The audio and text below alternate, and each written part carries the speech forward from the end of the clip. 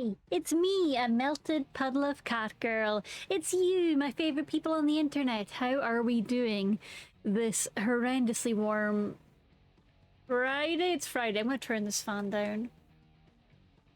Let me know if that noise is annoying for anyone. Is that the Katie She? That is me. I am melting. I am suffering. I am no idea what you're talking about. No, no, no. Fibs. Fibs from Czar. I'm just in the living room with my window open, only in shorts. Yep. Yep. I was really tempted to just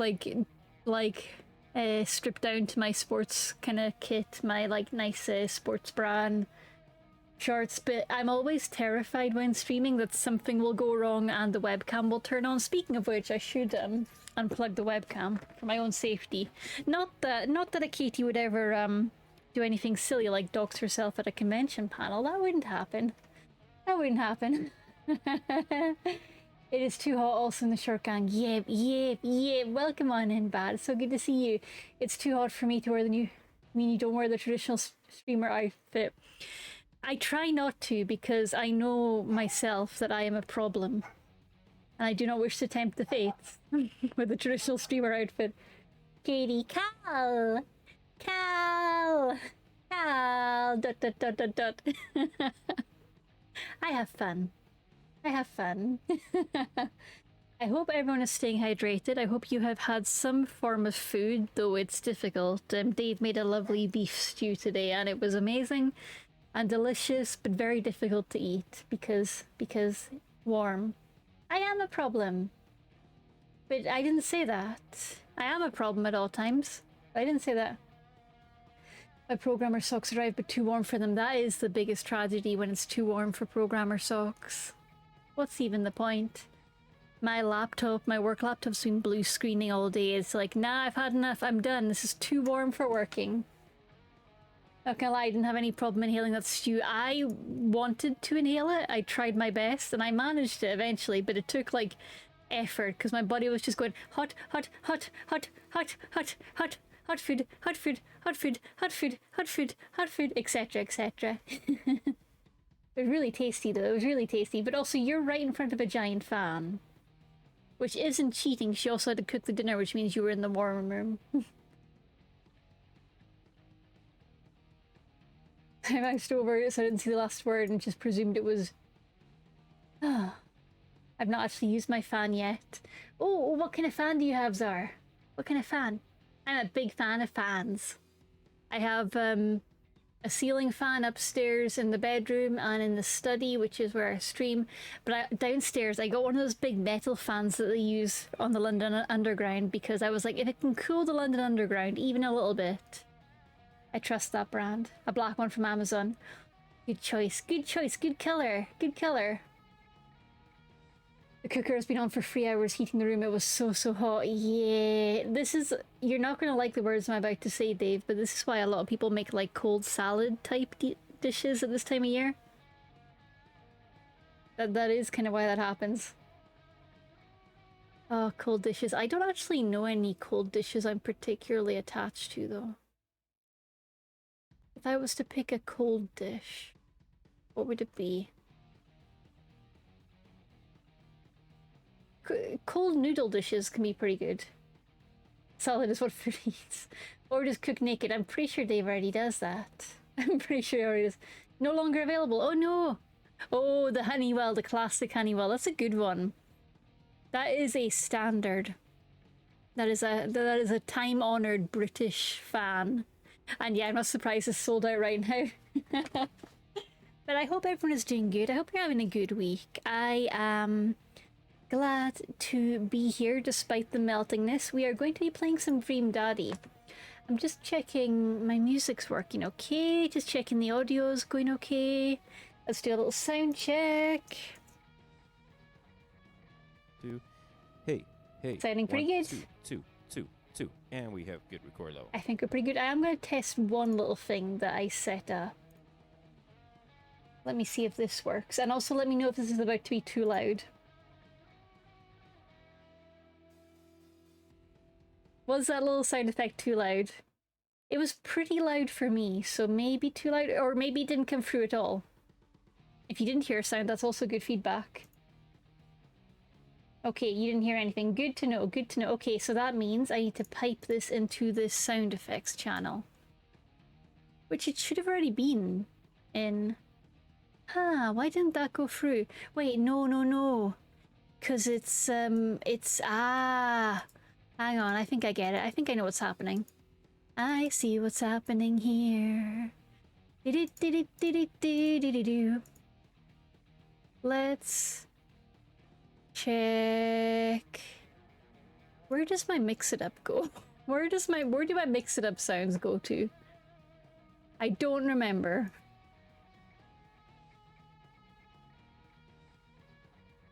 Does my mix it up even output sound? It must, but where does it output to? Let's go to app volume. Side mixer! See, this is why it's important to double check these things in live, of course. Let's go for... Oh, I don't have a sound channel for this. Why don't I have a sound channel? Hong Kong! Hong Kong, is the Hong Kong working okay at least? Please tell me the Hong Kong's working. Do do do do do. You will give me an egg.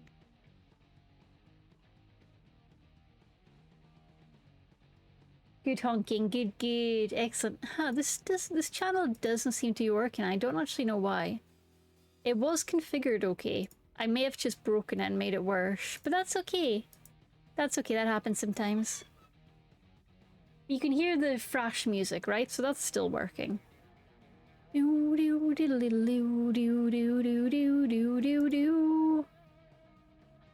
Okay, let me restart this application and just give that a little no, you can't. Oh, the plot thickens. Even if I turn it way up like this.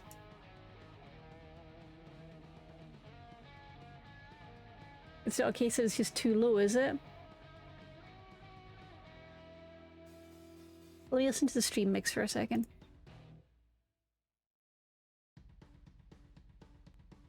I'm hearing some quiet music. That might be it. It might just be that it's way too quiet. I'm gonna bump it up to 100 and hope I don't kill anyone.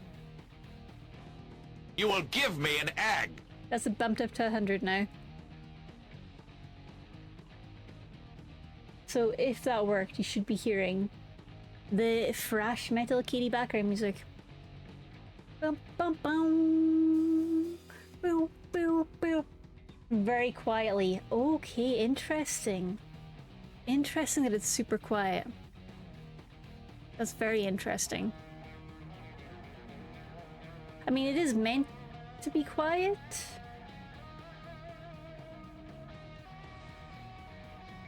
But that sounds like it's maybe too quiet.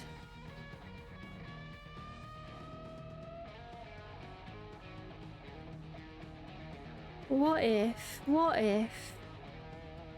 I do something a little silly? I'm about to restart my audio settings. Give me a second. Hello, darkness, my old friend. My mic isn't actually affected by this, so I can still keep yapping. Don't worry.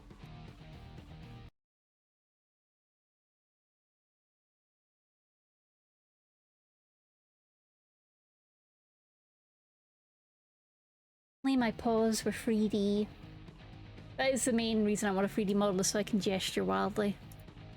Okay, how are we looking? How are we looking? Okay.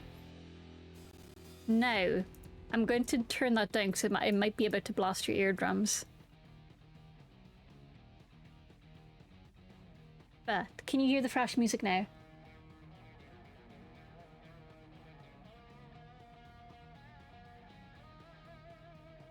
Boo, boo, boo, boo, boo, boo, boo. I did turn it down again, so I might turn it up again. Still quietly. Okay, up we go! Up for me, up for you. And what I can do as well is I can up it in here. So let me dial that up a little bit. I'm gonna stop there, just wait for feedback.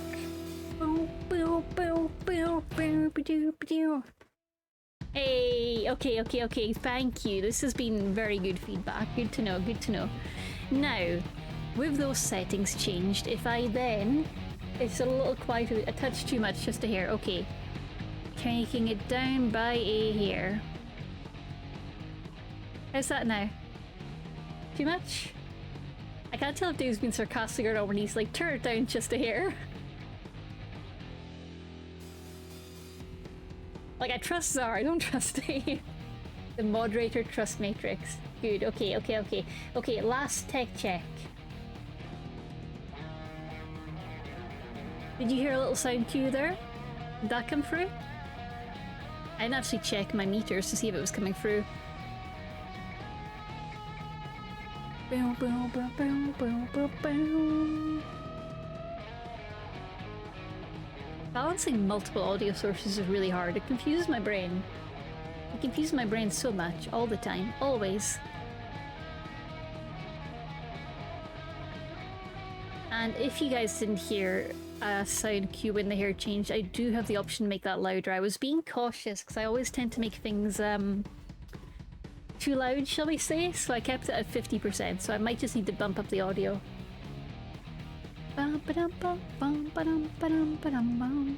Oh, wait, hang on, there's a thing here.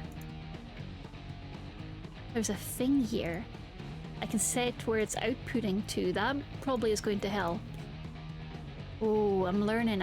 We're thinking with portals. We're thinking with portals here. Hang on.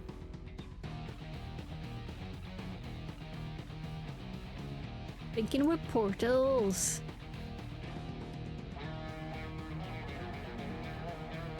Okay, now if I can't hedgehogify myself right now, so if I am brewify myself, you hear a sound alert. Phenomenal! Does that work?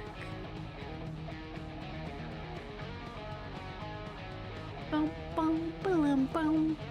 It worked! Yay! Perfect. Okay, so we got sound alerts for the hair change. That's perfect because I've taken away the throwables because the app was being glitchy. But I'm hoping to keep the hair triggers, and I'm hoping because your cat is very, very distractible, that the sound alerts will help me notice when people are redeeming stuff. Because when people are redeeming stuff, I don't like it when I don't notice it. It makes me feel bad. Oh, that's a very short one. I need to work on that. That should not be that short. Let me check that. So Shadow is a 2 minute. They're both down for 2 minutes, but that didn't feel like 2 minutes. Let's put it up to 3 minutes. Oh, I think it overlapped with the Shadow one, and I ended when the Shadow one did. That's interesting. To me and me alone. It's interesting to me and me alone. Yay! Let me see. Okay, and let's check the Shadow one, then we should be good to game. Oh, it'll be back in 20 seconds. Okay, well in that case, I should probably start up the game, shouldn't I? What's everyone been playing at the moment? I know Zara's been playing Persona 5. I've been playing the Spirit City summer update, and oh god, that game that I can't pronounce that me and Cal both play. Ifia, Magic Studies. And of course my usual gacha where we're doing the fake collab. Oh, look, it's ready! Oh, the sound didn't work this time. For me, either. Oh man.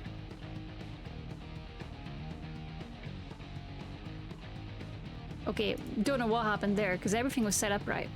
Oh well, I'm Shadow now. Okay, so Dream Daddy is the game we're playing today, and it's been a while, and I'm nervous about getting back into it, because the game hates me.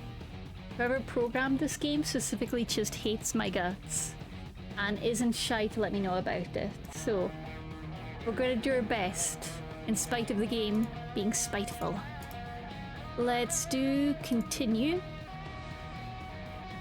And when did I last play this? On the 27th. Gosh, last month. Well, now let me head across to the game room. Welcome, we've got dads. Okay, it helps if I'm actually not in studio mode to do this. Well, let's get the screen up first. And with the stream should come some audio if I go across to the gaming room. Let's go now. Ba-da-bow-bow. Okay, yeah, we should have audio, because I'm seeing the audio bars going up and down. Do do do do. Beep pew pew. Beep pew pew. Beep pew pew. Ba-dum ba-dum. Ba-dum bum bum.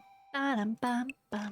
Let me know if you can't hear the background music, because if you can't hear it, it may be too low. Because this game's stream safe music is really bad at audio balancing. But we have a bunch of dads waiting for us to date them. We have...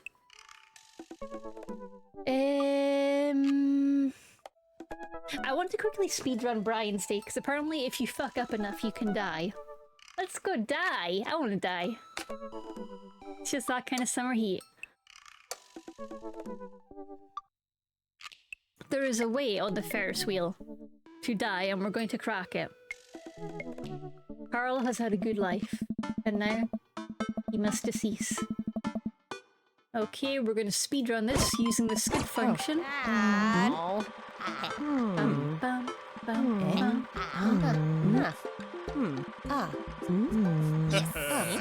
Ugh. Gasp, Brian! Brian in my amusement park. Okay. Oh, skeet the ball. Oh, shit, it's making me play a minigame. I didn't expect this. I don't know how to skeet a ball. I don't even know what a skeet is. Oh, wait, actually, I do. It's the barfing. I can do this. Hello. I can't do this. Oh, no. Focus. Skeeting. That's what I do in Blue Sky all the time. I need to actually pay more attention to the bar. I think the bar is important. I just have that gut feeling that maybe they put this bar here for a reason. With all its fancy rainbows, they weren't just like, yay, pride, have a rainbow. Though I wish they had. I wish that was their sole reason. Is skeet the same as skee ball? Yes, it is, Katie. You know that. There is no separate skeet except on Blue Sky. Why are you just saying whatever runs into your mouth? Because you're streaming. Yeah, that makes sense. Good job, Katie. I can't look at the chat right now because I have to look at the rainbow and focus. So now I just have to like entertain myself, and this is just what my inner narrative sounds like all the time. Complete with the arguing with myself, that part's very authentic. Peak authenticity. Why does authenticity have city in it? Big roller! Ah, big roller. Okay, we have successfully skeeted a ball. Ham.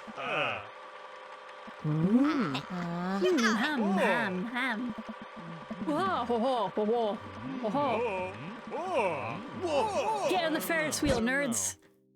Be an asshole.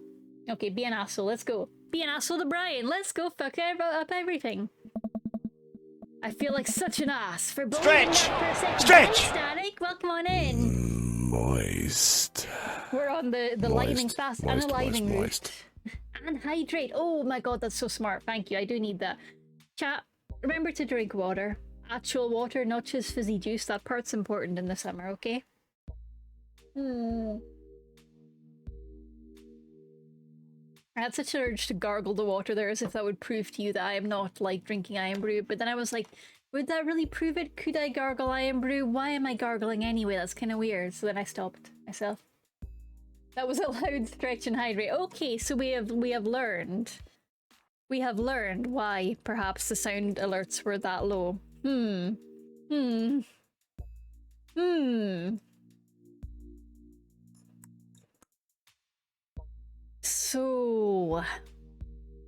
So how do I fix this? Okay. Stretch and hydrate come through, I think, touch portal? Oh my god. I need like a spider web map showing me where all these audios root from. Because I'm silly.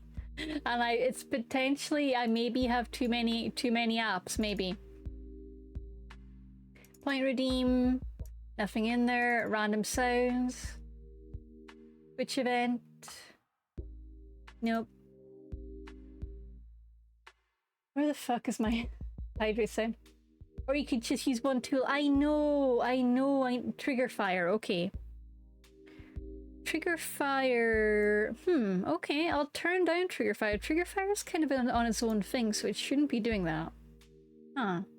I'll turn it down. This trigger fire is just through OBS, huh? Okay, okay. I've turned down trigger fire. We'll see how that works. Also, thank you for letting me know. And yeah, I do need to move them off trigger fire and onto literally anything else. I need to like consolidate my tools for maximum efficiency, but that sounds too much like work. But I'm going to put a little note on my to-do list. Consolidate my Twitch tools. And then if I write it down, there's a chance I might do it. I won't do it. I won't do it. But I wrote it down. Trigger fire has been the most reliable option you've ever had. That's true, but Mix It Up has also been really reliable, because when you think about it, Mix It Up runs the daily egg, and the daily egg never fails us as long as Mix It Up is running. You will give me an egg. You will give me an egg. Let me know if that's super loud as well. But yeah, trigger fire is very reliable. But so's Mix It Up. Touch Portal's the one that tends to break the most for me, but it's kind of essential for things like going upside down. Oh wait, that's not it. Going upside down! For fun and profit. For fun and profit. Though I could probably do that with Mix It Up these days, honestly. Never tried. But I like my touch portal buttons. Hello, Static System! How are you doing, lovely? I hope you're having a lovely, lovely week. Why am I saying lovely so much? Because the heat has gotten to my head. I hope you've had a great week. I hope you have a lovely weekend. Oh, I did it again! I hope you have a great weekend ahead of you. Preferably one with lots of shade and hydration. But always good to see you. We are trying to get Carl, who is our dream daddy here. We're on a mission to get him killed. Sorry, Carl. Making butterscotch cinnamon pie again. Yes! You go, Toriel, you go! That sounds incredible. Enjoy. I feel like such an ass for believing that for a second. Oh yeah, I should do my shadow hair to check if that sound alert is sounding okay. Let me do that just now, because I'm evil, so I can be shadow hair. Shadow's not evil. Wow! Okay, okay, okay. Carl, are you serious? Throw a punch! Yeah, I'm serious. I lunge at Brian with the best right cross I can muster. But it worked, thank you, Czar.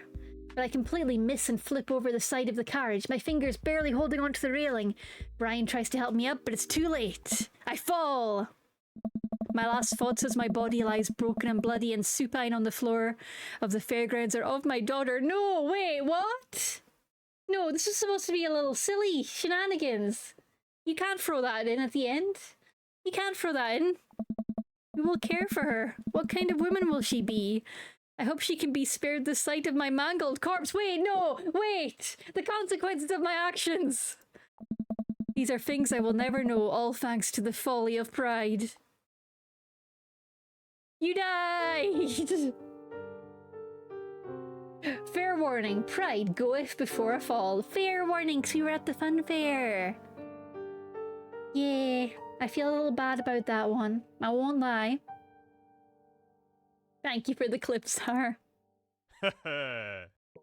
Okay, and that just puts me straight back here to fall to your death. I did get achievement for that, so really it was all worth it.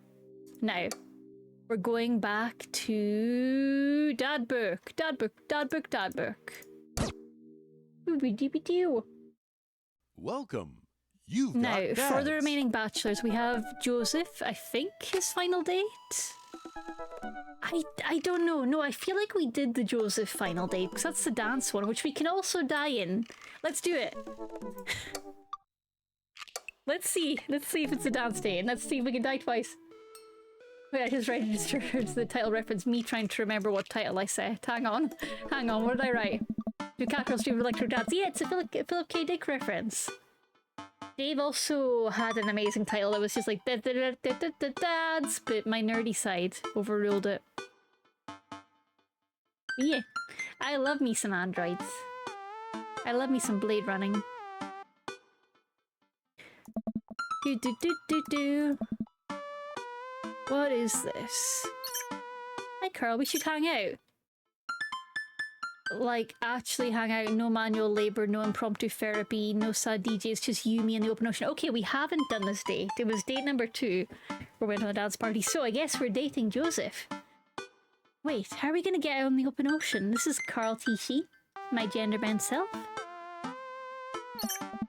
Whoa, prescient. How are we gonna get on the open ocean? You might ask. Good question. If you're interested, I'll meet you down by the marina and you can check out the goods, if you know what I mean. I mean my yacht. Let me know. Joseph owns a yacht? Yeah. I'm as surprised as you are. You've been holding out on me. Your only daughter whom you love. What, did you think that having me as a father would somehow afford you the fringe benefit of getting to go on a yacht? What else did it get me? Not a dog, that's for sure. It's so tempting. Hang on, let me see the options. Not a dog, that's for sure. Ugh. Your words cut deep, Pops. Real deep. Yeah. Dad, if there's one thing in the world that's better than a dog, it's a yacht dog. You and your yacht? Oh god, the word yacht is looking weird now. You and your yacht dog, that's a bond forged through the trials at sea. Relax, kiddo. Joseph's inviting me out into his yacht. It's gonna be a yacht of fun, Budanchi! Hang on, I've got a thing for that. Will this work? Will this be blaringly loud? Or will it just not work? It just won't work. Oh no, my applause won't work. Now nobody will know when I'm being cool. Dad. I'm glad you're excited, but that doesn't mean you get to start throwing out puns. Why yacht, Amanda? Huh? Oh, my tongue's sticking out. Mim. Mim. Oh, my tongue's sticking out instead of the applause.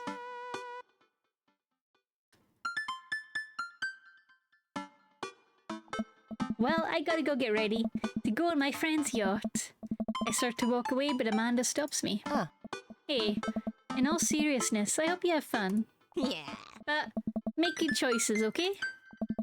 But Dad! Don't stay out too late, or you can't go to Jennifer Longform's birthday party this weekend. She promised me she would propose to me, but I ended up going out with Logan Crutchfield. I'm not going anywhere near that party. Good bit, Dad. Good bit. We're pensters. I respond back to Joseph, letting him know I'll be there. To the marina! A quaint marina complete with local mom and pop shops and a small diner frame the bay. I've gone for a few walks by the bayside to stare enviously at all the nice boats before. Joseph should be around here somewhere. Gosh, this is fancy. I feel a little out of place. Haha. Oh, a mystery voice says Carl. That doesn't sound like Joseph. I turn around to find... Oh. Oh. Robert, hey. What's he doing here?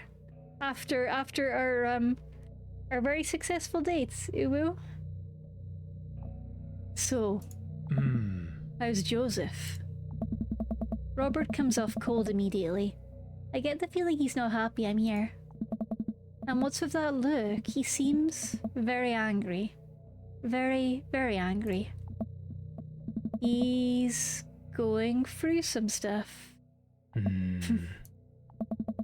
Robert blasts through a cigarette. Excuse me? So I guess he's your friend now, huh? Your pal? Oh, he's a... Robert, you're my friend too. Hi, friend Robert. Hi. And I suppose two friends just spend the night out on a private yacht together, being buds, chatting about friendship. Is that what two friends do? Wait, you mean that's not what we're doing? What in the world could you be implying, Mr. Robert? His voice is getting louder. What's gotten into him? Hey, Robert, come on. You know I'm not like that. How dare you? Oh no. Oh no, Knife Dad's so mad at me. Carl, you might be an idiot, but I'm not. Oh, hey, rude. Don't insult my intelligence. Only I'm allowed to do that. What's your problem with Joseph anyway? I don't like Joseph. I don't trust Joseph. Joseph is a bad guy and I don't want him around you. Oh. Oh, okay. Okay. Huh. You don't want him around me, huh? You don't want him around me. Who's a jealous knife dad? You're a jealous knife dad. Yes, you are. Yes, you are. You're the most jealous knife dad that ever did knife. Yes, you are. You twos are. You two, of course. We can all be jealous knife dads. Joseph's a bad guy and I don't want him around you. Robert, you committed petty larceny last week and think you've been haunted by the Dover ghost. It was the goddamn Dover ghost. Robert pauses to calm himself down. Joseph's not who you think he is. What? What? Huh? Ask him about it sometime. Bring it up. And watch your back when you do, because a guy like that'll put a knife right through it. Robert flicks his cigarette into the front seat of a recently cleaned schooner before turning around to leave. He takes a step, hesitates, then turns back to face me. You're both awful. You deserve each other. No! Knife Dad, no! I'll tell Mary you said hi. With that, Robert storms off down the pier. Well, okay. Uh-oh. Uh-huh. Uh-oh. I wander deeper into the marina. All of these boats are really, really nice. I wonder which one is Joseph's. Hey, Carl! Carl! Carl! Joseph? Where are you? Oh my god, Joseph, are you dead? Are you a ghost? Up here! I look up. Joseph waves to me from atop a huge yacht. I've never been on a yacht before. You never forget your first. I glance at the name on the side of the boat. The St. Peter, huh? Inherited this thing from my pops. Real fire and brimstone type. Loved yachts. So what's the plan, Captain? I figured since last time went a bit sideways, we could cast our lot out into the open sea, wrestle with Neptune, and set sail on the seas of adventure. You're kind of a goofball when you're not wrangling your kids, you know that? Joseph smiles and winks from his perch. I have no idea what you're talking about. Joseph hops down and extends a hand to me, helping me up onto the yacht. I'm thrown off by how soft his hands are. Does he moisturize or what? Carl, stop thinking about his hands! Bad, Carl, bad. Your thoughts. You're gonna be on a boat alone with Joseph on the open ocean. It's a yacht. He's married. It's fine. Yacht a problem. I can do this. This is fine. Yacht a problem. Oh, pretty. Pretty. After undoing the mooring and climbing into his captain's seat, Joseph slowly takes the boat out, ringing the big steel bell with extra emphasis, even though nobody else seems to be around. Oh, he's one of those guys. Showing off his big bells. Shoving off! Boat launching! Man and boat launching as one! The St. Peter navigates out of the marina and into open water, with Joseph doing the occasional steering flourish as the boat bobs along the waves. He seems a lot more relaxed out here. Joseph is definitely in his element. Oh. This is the part where we wrestle Neptune, so please remove your shirt and roll in some talcum powder. Luckily, I brought my Neptuning fork. Oh. Joseph stifles a laugh. Collegiate level dad joking there, Carl. For a while we watch as the trees and waves pass us by. Wait, why are there trees in the ocean? I guess we're like leaving the land. I guess I have to imagine the mainland is on one side of this boat. The mainland. Where are we going? A little further out. It's a lot quieter once we get onto open water. Oh. Plus, we can see whales. Whales are cool. Whales are cool, Joseph. You're so right. Oh wait, apparently no, apparently he's wrong. I don't trust whales. Nothing should be that big. That is apparently my new position on whales. Okay, I stand corrected. Ah. Noted. Joseph maneuvers the boat past some boys. He sighs. The mainland. I was so curious if anyone was gonna call me out on it.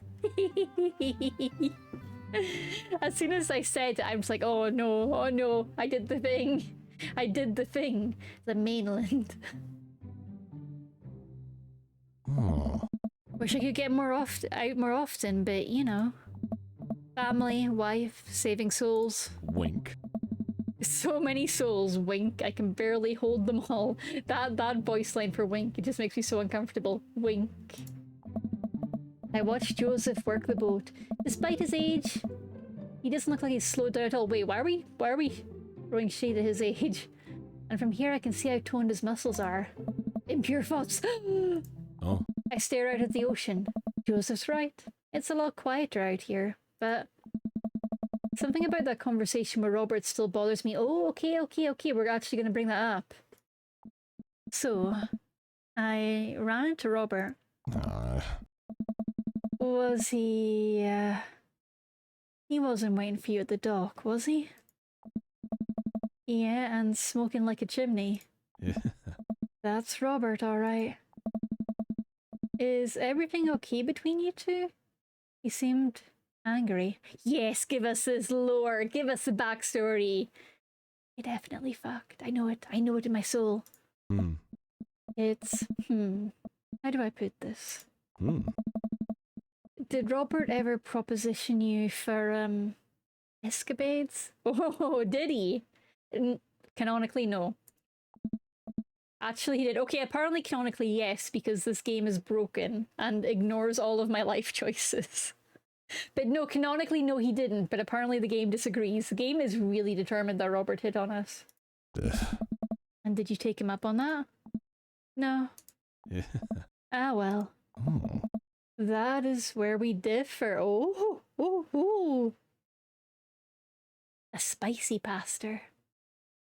Youth minister. I don't actually know the difference. I don't care to be educated. What? Yeah. I know. Father of 4, family man, married for Christ's sakes. I should never have even... But I was in a bad place, and with Mary constantly out. Wait, I have to know how Robert and Mary mended things. How are they so close now? He's like, hey, you fucked my husband, I fucked my husband. We got something in common. Let's drink. Joseph settles himself before continuing. This definitely gets under his skin. Is he about to knife me in the back like Robert said? Oh no. Hey. I made a hasty decision. One which Robert does not exactly... He has a weird thing about casual, But he asked you. You'd have to ask Robert about the weird Robert politics of that. He's been weird about it ever since. Huh. Yeah. But it's over, right? Oh yeah, absolutely. That began and ended on the same day. Well, okay then. So you're not upset? Why would I be upset? Why would that upset me? What in the world do I have to be upset about, Joseph? Why? Why would that affect me? I'm not. Things happen, Joseph, and I think you of all people deserve a little forgiveness. Thank you, Carl. That means more than you'll ever know. Joseph and I boat in silence. Boat, as the bay gets smaller and smaller behind us. I decide to take a peek over the edge of the ship. The wakeless thing kicks off is intense. I wonder if Joseph would ever let me water ski off his yacht. Hey, dolphins! Joseph, there are dolphins! So you're scared of whales but not dolphins? I feel like it was an unspoken truce between man and dolphin. That's not true, Carl. You gotta do your research. I would be more than comfortable riding a dolphin into battle. Carl, you're a fool. That dolphin would not hesitate to drag you under and drown you like a kelpie. Dolphins are way more dangerous. They sometimes drown their babies for fun. You know, see, Joseph gets it. Can I trust nothing on the open ocean? I like to think that I'm pretty cool. Alright, Joseph, it's you and me versus the entirety of marine life. I yell out to the ocean. My life goal is to punch as many fish as I can before I die. Oh. You tell him, Carl. Oh. And here we are. Carl, welcome to the ocean. Hello, ocean. It's me, Carty She. I look out into the vast expanse of blueness. Yep, that's the ocean. I'm suddenly struck with an overwhelming sense of claustrophobia despite being in a wide open space. I am on a boat. I am on a boat. Never thought I'd be on a boat. Do-do-do-do-do-do-do-do. With a handsome man. A handsome married man. And there are whales beneath us. Nothing should be that big. It's a little daunting, isn't it? You trust the whales? Do you trust the whales, Joseph? You know there are more dangerous things in the ocean than whales, right? Incorrect. Whales are my sworn enemy. Eh? Like tuna. The tuna is an apex predator. What about sharks? Oh. Sharks are tight. Sharks are friend-shaped. See, Joseph gets it. I'm liking Joseph more and more. Oh. It's a tuna you gotta watch out for. He knows his shit. He knows that sharks are chill and dolphins are bastards. We have so much in common. And the whales. Hey, wanna look out wistfully over the sea with me? Joseph and I head to the bow of the ship to do some quiet contemplation. You know, Shh. Quiet contemplation. Should be quiet. Ooh. I'm alone with my thoughts. Cool. Cool, cool, cool, cool, cool. Cool.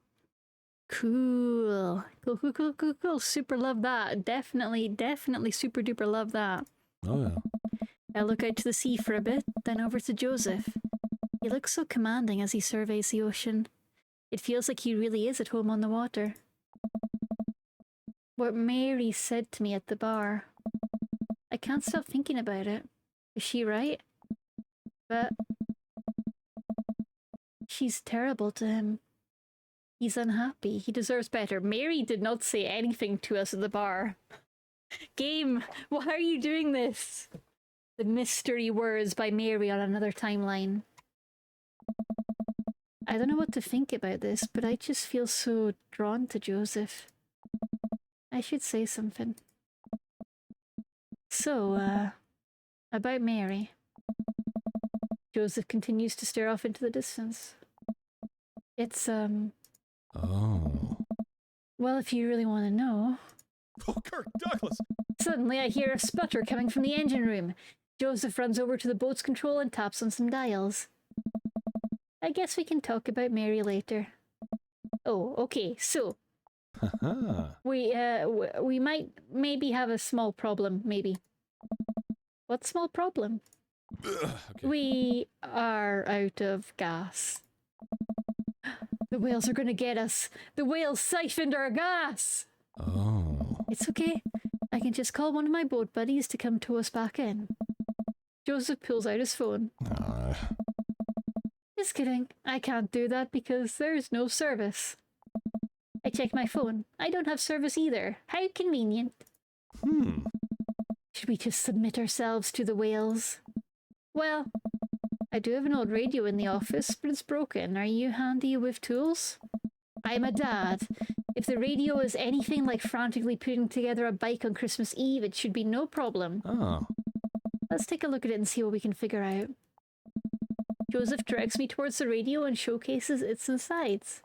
I don't know how radios work. Oh. I think there's just some frayed wires in here. If we can reattach them, we should have a working radio in no time.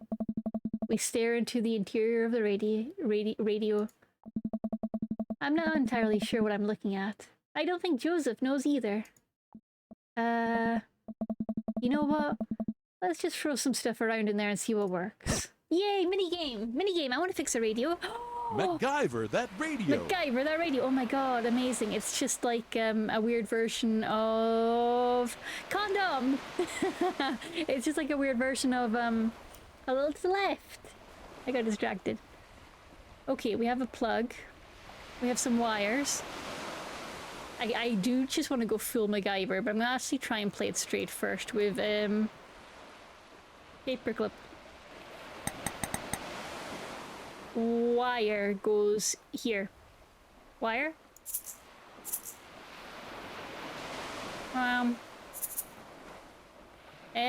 Another paperclip.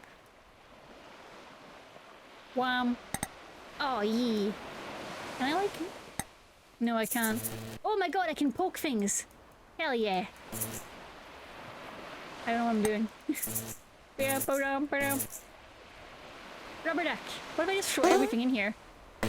Wham. Condom. Plug. Gum. Get back in there. Penny. Potato. I'm gonna start a fire. Wait. What?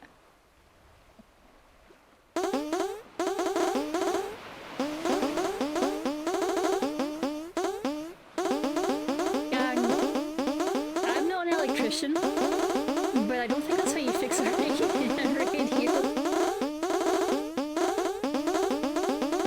Hey, it works, kinda.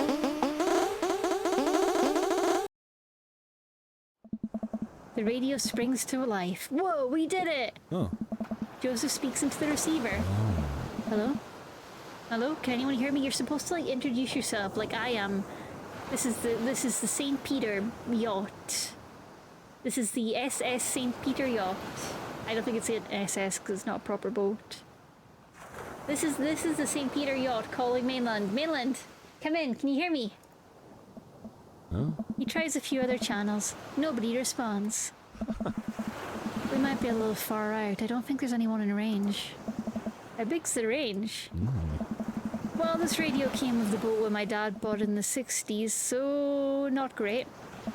That's reassuring. Now what? There's worse places to be stuck on than a yacht. Wine? Wine! I keep a couple emergency bottles below deck. Wanna go grab some while I fiddle with the radio some more? Let's see. Wine, wine. Huh. And a bed. And a whale! Joseph, you motherfucker, what are you hiding? What kind of truce do you have with the whales? It's gotta be around here somewhere. Let's examine the cabinet. It's a sturdy cabinet. A little dusty, but I bet there are some treasures in here. Examine flashlights. Well, this is a solution to a different problem. Maybe if we're stranded out here for days and run out of electricity, we'll need these. But the chief concern right now is wine intake. Examine the fire extinguisher. You can tell a lot about a man by how seriously he takes his fire safety. Nice, Joseph. Nice. It's a sturdy cabinet. Let's see the rest of the room. Wait, hang on, there was a drawer there that we didn't examine. Examine drawer. Hey, it's wine! A whole drawer full of wine! It's a yacht club miracle! Twilight Rouge, huh? Come to daddy. Now I just need to find some glasses. Focus on the rest of the room. Let's have a look at the lounge. For an old yacht, this lounge is pretty classy. Wood panels and everything, leather couches. It's like an old Playboy photo shoot in here. Let's look at the bed. Oh, a California king. Swanky. It's unmade and a little messy. Less swanky. Let's have a look at the floor. There's some clothes strewn on the floor by the bed. Socks, slacks, yep, a pink polo shirt. Well, I guess I know if Joseph prefers boxers or briefs. This place seems a little lived in. Let's check the side table. Secrets? Ah, here are some wine glasses. These are perfect vessels for the Twilight Rouge.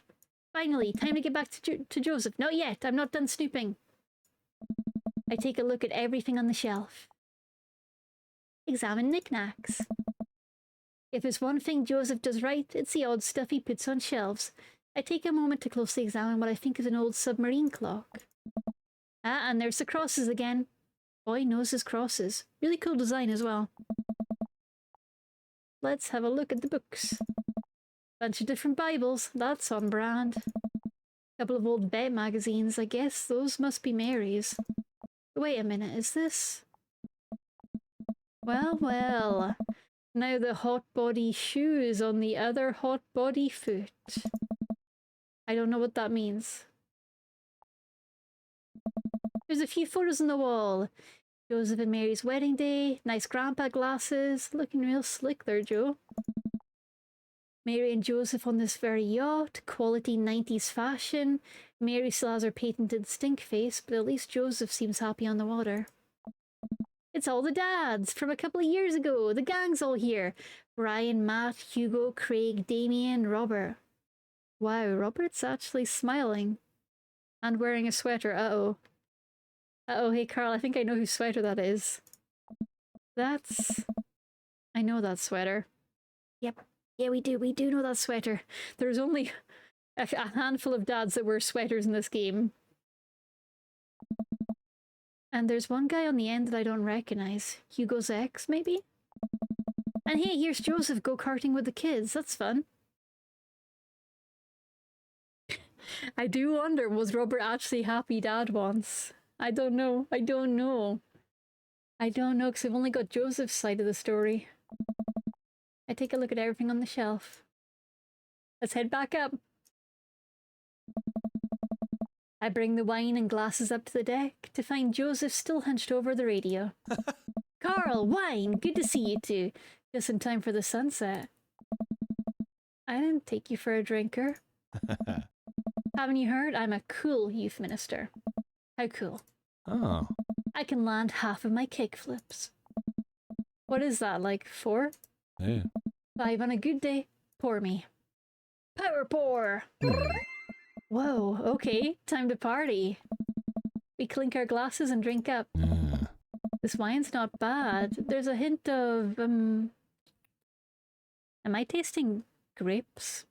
Oh. You have a discerning palate. It might be grapes.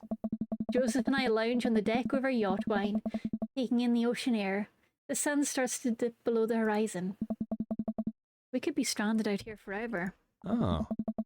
I can't think of anyone else I'd want to be stranded with. It's just you, me, and Ugh. all those whales. So many whales. You're killing the vibe. Revive the vibe, Carl. Generally, it takes 3 days and a gigantic stone door rolled in front of a tomb, but I think we can save it. Do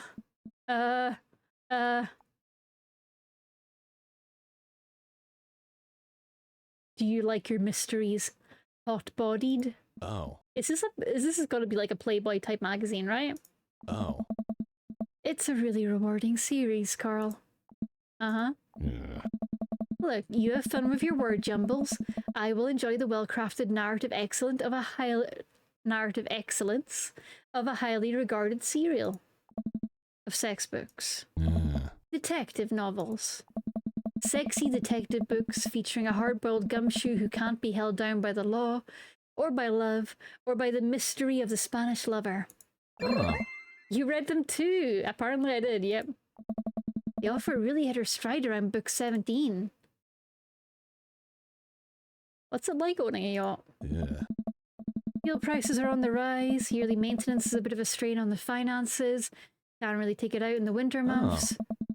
But also, sometimes you can have a party on your yacht and everyone thinks you're cool, so it evens out. Carl, if you had a yacht, what would you name it? Fuck you, whales! I'm keeping on brand here. Oh. Riding on the side of a boat like that is basically asking them to attack. That's the goal. I'd be ready. You know where to find me, you cowards. I go to take another sip of wine, but stop myself. Is wine an acceptable beverage in Margarita Zone? That it is, Carl. All beverages of leisure are welcome in the Margarita Zone. This is almost what we wanted, right? Oh. No responsibilities, no worries, other than possibly dying out here. And the whales. Ooh. But yeah, I'd say we're in the zone. Joseph and I clink our wine glasses again. To the Margarita Zone. Wasted away again. If you have any salt shakers, we can arrange them into a pentagram to summon Jimmy Buffett. Maybe he can save us. Ah. As a youth minister, I make pacts with neither neither the devil nor island jammers. If we're to get off this boat, it will be by the grace of God. Yeah, Carl is honestly being a lot weirder than Joseph on the stage. Joseph's just like, wow, okay, you met my angry ex. I'm sorry about that. But hey, let's go enjoy the yacht and quietly contemplate. I'm sorry about, like, everyone being mad at you because you know me. And Carl's just like, I fucking hate whales. Whales are the worst. Oh. Or Steely Dan. A man. Bad. And two other men. Our laughter dies down. We're both silent for a moment, looking into each other's eyes. Joseph leans in closer. I feel myself doing the same. This is a bad idea. This is a bad, bad, bad idea. I can't help but feeling like doing this. I can't help but feel like doing this will only end up hurting someone else. But his face is real close to my face. Yeah. Carl, I have to tell you something. Hmm. Mary and I are done. I pull back. I think about the clothes strewn around the lounge, the undone bed. Are you living on this boat? Oh, I didn't want to mention it, but good for Mary, honestly, good for her. He sighs, strolling back to the controls of the boat. I lean on the console next to him. We had a very long talk, and it's unsalvageable. I'm staying here until everything's sorted out. Oh, I'm so sorry. If there's anything I can do... I'm fine. I'm fine, actually. oh. It was a long time coming. For the first time in a long time, I'm seeing a path to happiness. And now I can focus on myself and stop trying to deny the things that make me happy. Aye. I need someone who will be there. Someone kind and honest. And you deserve that, Joseph. You really do. Anyway, I've been having this crazy feeling that there's someone who I could get in the habit of having around. Someone really close to here. Massive whale attack. God, Dave, if you end up calling it, I'll be so annoyed. Is it whales? Carl! Carl! Therapy immediately! I mean you. Oh, Oh. I was trying to be subtle. I think I'm picking up what Joseph's putting down. I lean forward, closing the gap between us when... Joseph grabs the receiver! Imagine if the trigger for the death is picking whales every time. There is no death in this route, I will say, so that nobody is expecting that, because I don't want anyone to be expecting sudden death. If I'm taking a detour onto death row, I will try and let people know. So that they can choose to disengage if they wish to avoid the silly dark comedy. Come in. Is anyone there? Oh wait, sorry, no wait. He sounds like he's answering the door. Come in. Is anyone there? This is the SS St. Peter. Angry whale noises. No. Over. We're stranded out on open waters. We've been here for hours. Please send help. Over. But wait, are you guys gonna kiss? I mean, what are your coordinates? Over. Carl, have you been leaning on the talk button this whole time? I look down. Oh, yeah.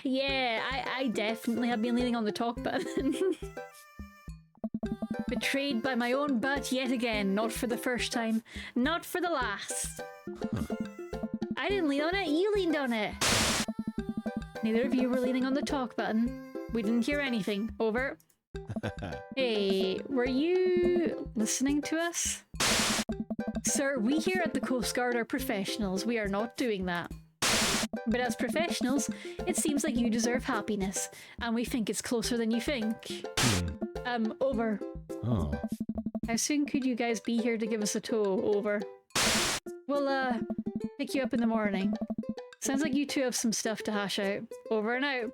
Oh, cracker Wait. barrel. Hey. Silence. Nobody returns our radio calls. The Coast Guard said, go get laid, lads. Yeah.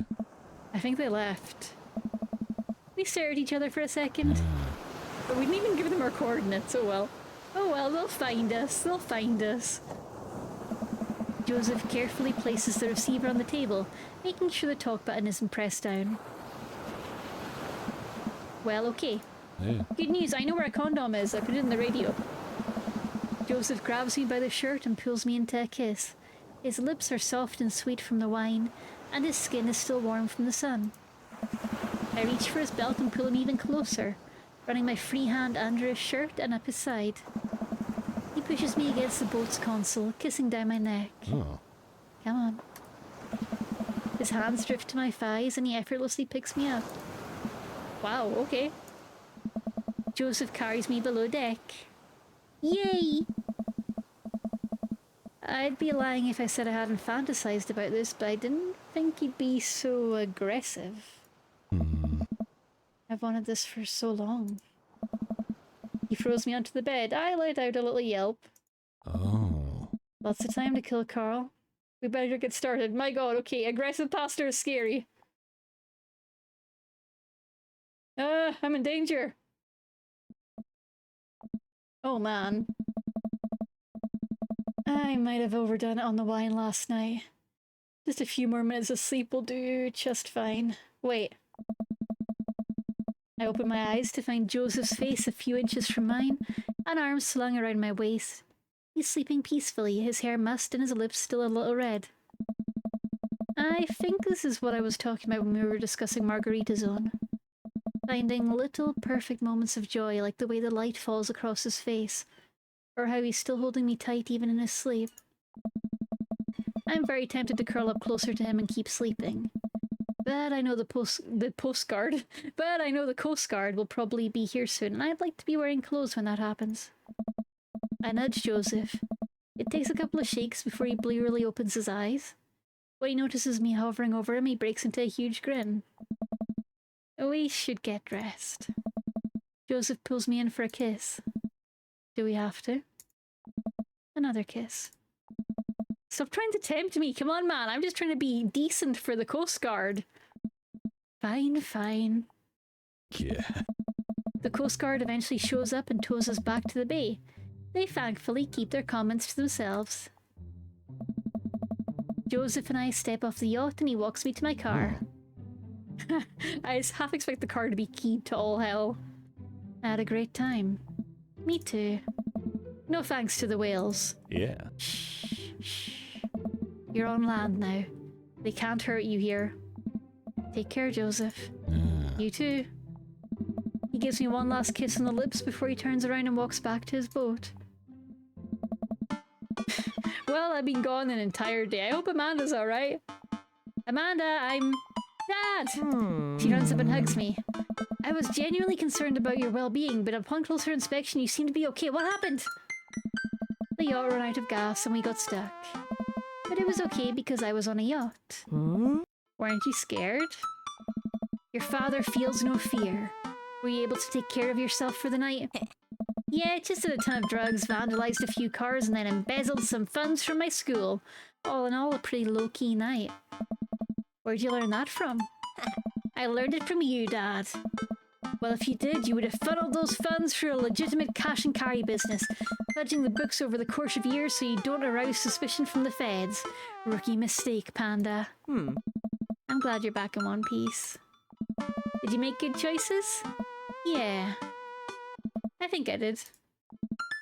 But hey, I'm starving. Want to make sandwiches out of whatever we can find in the fridge? More than anything, Pops. Boo, boo, boo, boo. Don't skip the corners? What is that dad tip about?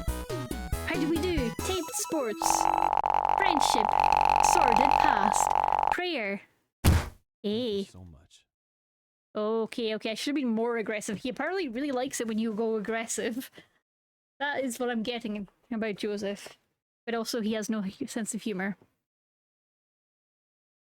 Margarita Zone! Oh man, Robert's gonna be pissed in this final scene, I think. Literally and figuratively.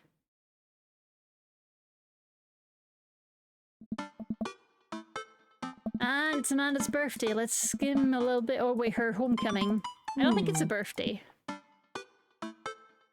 What? No. I had a crab cake sandwich for lunch. That's probably it.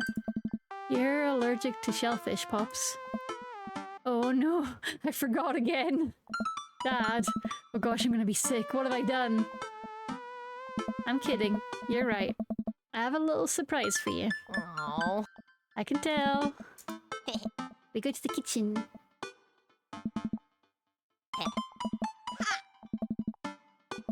A DVD box set of Long Haul Paranormal Ice Road Ghost Truckers, all 19 seasons. Yep, and let's head out to the back. Gag's all here. Alright. Who's gonna be first with the mac and cheese? Okay, it's Pablo. Pablo can do no wrong. But I don't wanna. Come on, Carl, you can do this. I walk up to Mary. Give it a rest, buddy. Ugh. Hey. Hey.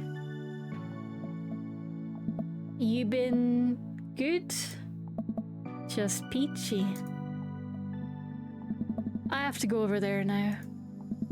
That went about as well as I could have expected it to. Oh man, endings where I'm not friends with Mary just make me sad. Mary's so cool. Carl! Brian! One-upping time! Daisy, Daisy, Daisy! Hey bro! Bro! Bro. Bro! Bro! Oh. Bro! Bro! Bro. Bro! Hey. Hugo likes her mac and cheese ratio. And we like to do more trivia. Pew! Amanda realizes that teachers are cool now.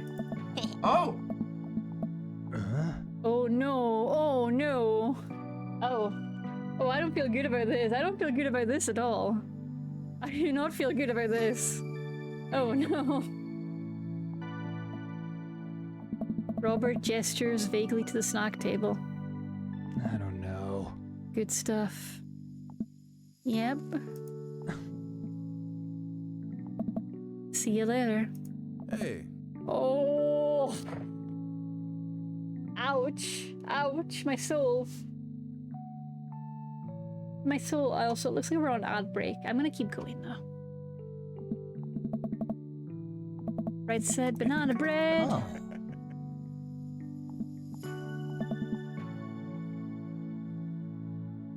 We don't betray the kid about the oregano betrayal. I know, I feel terrible. I'm actually gonna BRB for a second just so that anyone stuck in the ad zone doesn't miss the end scene. So let's head to BRB for a couple of minutes. Remember, drink fluid, stay hydrated. And we are back. Hello everyone. Okay, so this is the final scene with Joseph on the happy ending path for him, I hope. Or he's suddenly gonna stab us. I honestly don't know. It could go either way. The sun is setting and everyone seems to have eaten their fill. As the party starts to wind down, I take a seat next to Joseph. And I turn my fan down a little because the mic might be picking that up. Joseph, it's so good to see you again. Great party. I should have had you organize our next youth group mixer. My dance skills are ready whenever you need them. Hey, if you aren't busy this weekend, I was thinking we could maybe catch a movie or something. Yeah, that'd be fun. Or we could take the yacht out again. Joseph sidles up to me and presses a kiss against my neck. Joseph! We're in public. Wait, this feels weird. So, I guess things are still friendly with Mary? Yeah. We're actually staying together. Wait, what?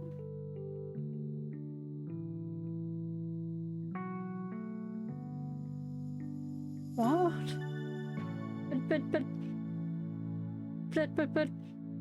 I thought, but what? But I thought we were on the happy ending route. Is this as happy as the ending gets? For Joseph? What? Why? Okay. For a lot of reasons. There's the kids for one. And the fact that we have to be a pillar for this community. Oh no. So many people look up to us as the model marriage, and I would hate to let my parishioners down. No! Ooh. But that doesn't stop you and I from, you know, no! I pull away from Joseph. That's not what I want. I know it's not perfect, and God, how I wish it were. If it were up to me, you and I would be sailing the 7 seas in search of Margaritaville. But it is literally up to you. You are a human being with free will. But this is real life, and all we can do is find Margarita Zone whenever we can. I do not wish to have flings in Margarita Zone. I want full-time Margarita Zone. I look down, too nervous to respond. I feel his hand on mine. I don't pull away. Oh. I'll leave you to think about it, but just know you can reach out to me. For anything. Don't wink at me, sir. Joseph gets up and walks away. I don't know what to think. The last guests begin to make their way out of the party. Oh. Amanda wanders over and sits down next to me. Hey, thanks for the party. You really didn't have to. I ruffle her hair. Anything for my panda. Hussy. See. Yep. Amanda looks down her shoes and sighs. What's wrong? I'm scared. How am I gonna make it through college if I can barely scrape by in high school? I don't know how to do adult stuff. My whole future's riding on this. Aren't you at least a little bit excited? It's your dream school. No, I'm too worried to be excited. I'm not ready for this. And I'm worried that you aren't either. Oh no. Oh no. Is this the offer Robert got? Oh, I wonder. I do wonder if Robert was just like, yeah, no, I'm not doing this kind of like side piece shit. Hey kiddo, it's gonna be alright. No matter how far away we are from each other, you're always gonna be my daughter. This is just the next challenge. I'm only a phone call away. You're gonna get through this. We're gonna get through this. Huh. Yeah, I guess. This isn't... Are you mad at me? Huh. No, I'm not mad, but... It seems like she's trying to put this delicately. I just feel like I didn't get the chance to be independent, you know? I didn't really get to do that growing up. Oh. I'm glad we're so close, but you can't be my best friend all the time, and I can't be yours. I hate the bad ending. Oh. Maybe me going away will be good for the both of us. Set up some boundaries. Don't get me wrong, I love you, but I do wish things had been different. I hate this ending so much. Like, nothing is worth the bad Amanda ending. I guess I have a lot to think about now, huh? My friends invited me out for ice cream, so I'm gonna head out. He kisses me on the top of the head. See you later, Pops. I love you. Might as well start cleaning. I grab a trash bag and start picking up half-eaten cake and orphan bottles. The mac and cheese has developed an unpleasant skin on the top. It really is just me out here, isn't it? I'm all alone.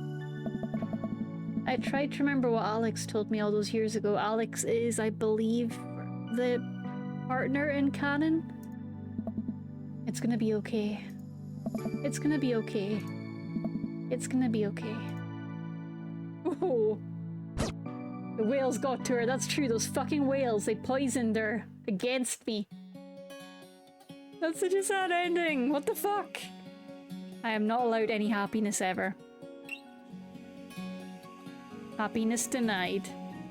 I'm not really sure. I don't feel like we're on the happy path for Joseph, but I don't know how to fix that. Are we gonna get any art? No art. So, let's see. If we speed through it, can we make it go better?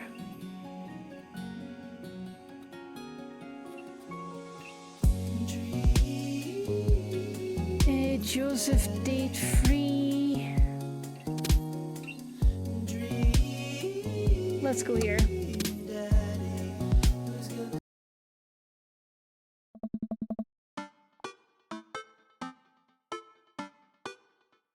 A healthy upbringing and a supportive environment.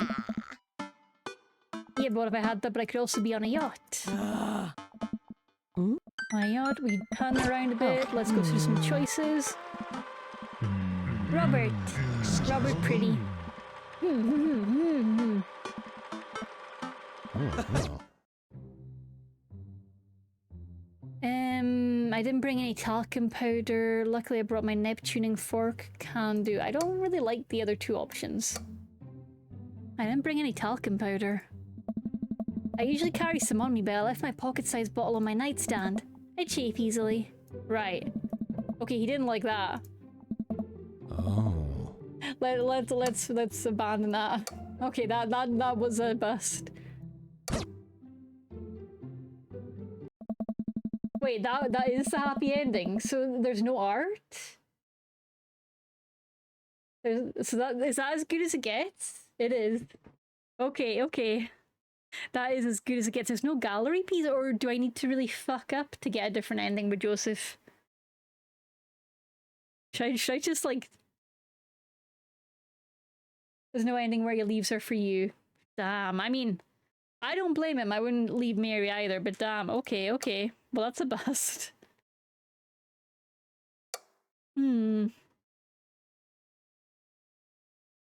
Let's head to Dad Book. Oh well, we've always got the Margarita Zone ending to look forward to, so that is Joseph done. And that leaves us with Craig, Hugo, and Matt. I'm thinking Hugo and Matt will leave the best boys for Saturday, which means Craig.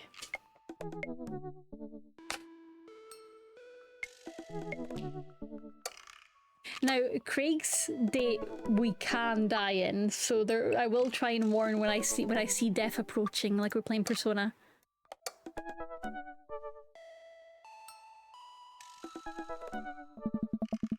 It took some time for our schedules to line up, but I was finally able to find a weekend where Craig and I could go camping.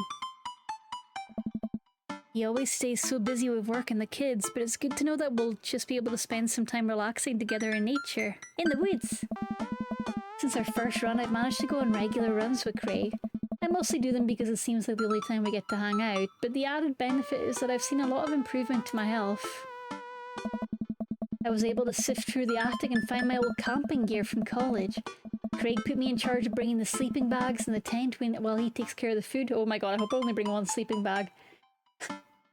There's only one sleeping bag. There's also no option to say no to him when he's trying to sleep with us. Yeah, yikes. Yeah, I don't like that. Don't like that. Or at the end. Craig should be here any minute now. Amanda's going to be spending this weekend on a school trip to our nation's capital. She hasn't been away from home without me for longer than a day since she was 14. I hope she isn't feeling as nervous about it as I am. Hey, Amanda Panda. I'm trying to sleep with you. Damn, okay. It kind of feels like they half-arsed Joseph's ending a little bit. I guess because the other ending got axed maybe last minute. But yeah, like there wasn't a huge... And I was disappointed for the minigame that they didn't at least do a little match the wires minigame, you know? Something simple. I like a match the wires, a connect the wires kind of minigame. Amanda's in the middle of sitting on top of her luggage in order to get it to finally zip. Hey Pops. Ready for your trip? Once I get this bad boy all zipped up, I'm good to go. How much did you pack? That seems like a lot for 2 days. Oh, it's all of my camera equipment. Lenses, tripod, flash, all that. Are you even gonna have time to take pictures? I'll find a way. I need to get some good shots for my series on national monuments. Ooh, what's the series about? It's one of those internet series where I reimagine Disney princesses as founding fathers. What? I'm kidding, nobody likes those. I'm taking portraits of my friends. Oh, well, I'm gonna be in the woods, out there in nature, you know, roughing it. Just me and Mother Nature, that old Madre de trees. Are you gonna be alright on your own? Yeah. I'm not gonna have any signal out there. I won't be able to text or call you at all. Don't worry. Oh, it's alright. I'll be able to survive a couple of days without constant updates on who just got voted out off of International Haunted House Hunters. Well, I'll miss you. And for the record, Bradley was pushed down a flight of ornate stairs by a ghost. They were really beautiful stairs. Amanda finishes zipping up the big suitcase and lugs it next to the door of her bedroom. He turns around and gives me a big hug. Relax, Dadtron. I'm a big kid now. I can take care of myself. Besides, I gotta share a room with Monica Sanders and 2 mum chaperones. The most trouble I could possibly get into is falling asleep with a tub of ice cream on me. Ice cream. Oh, well, alright. Don't steal anything, okay? Huh? Since you asked nicely, fine, promise. I step outside, hauling my bags behind me. Craig's already strapped some camping gear on top of my modest but stylish car.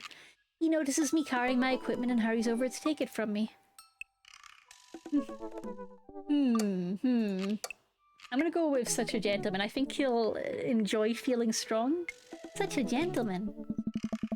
I almost had a case of the vapors, or oh, he didn't like that. Oh no, he did like that. It was a delayed like. Never fear, these muscles were made for picking up heavy things and putting them in other places. Remember, it's your weekend to relax. Take it easy. I guess I can't argue with that. Oh. Everything good with Amanda? Yep. On her way to a school trip in Washington, D.C. What about your offspring? Oh. Already at Smashley's for the weekend. I'm ready to get my camp on. I load the rest of my stuff into Craig's car and we get in. I have expected to see the little baby in the backseat, honestly. Like, nope, Smashley can't take little ones. Oh no! What's wrong? I think I left my juicer plugged in. We gotta go back! Are you worried that someone's gonna break into your house and cold press some carrots? No, it's just, Just try to relax, man. Let the juicer float away. Take all of your worries and blend them into pulpy, good vibes.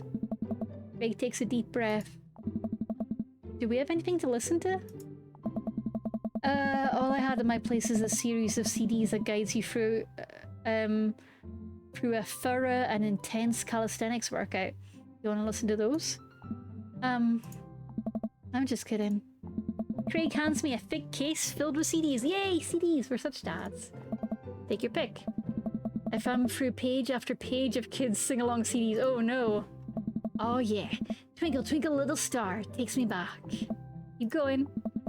I get to the end of the case to find, in the very last slot, a blank CD with Craig's handwriting on it.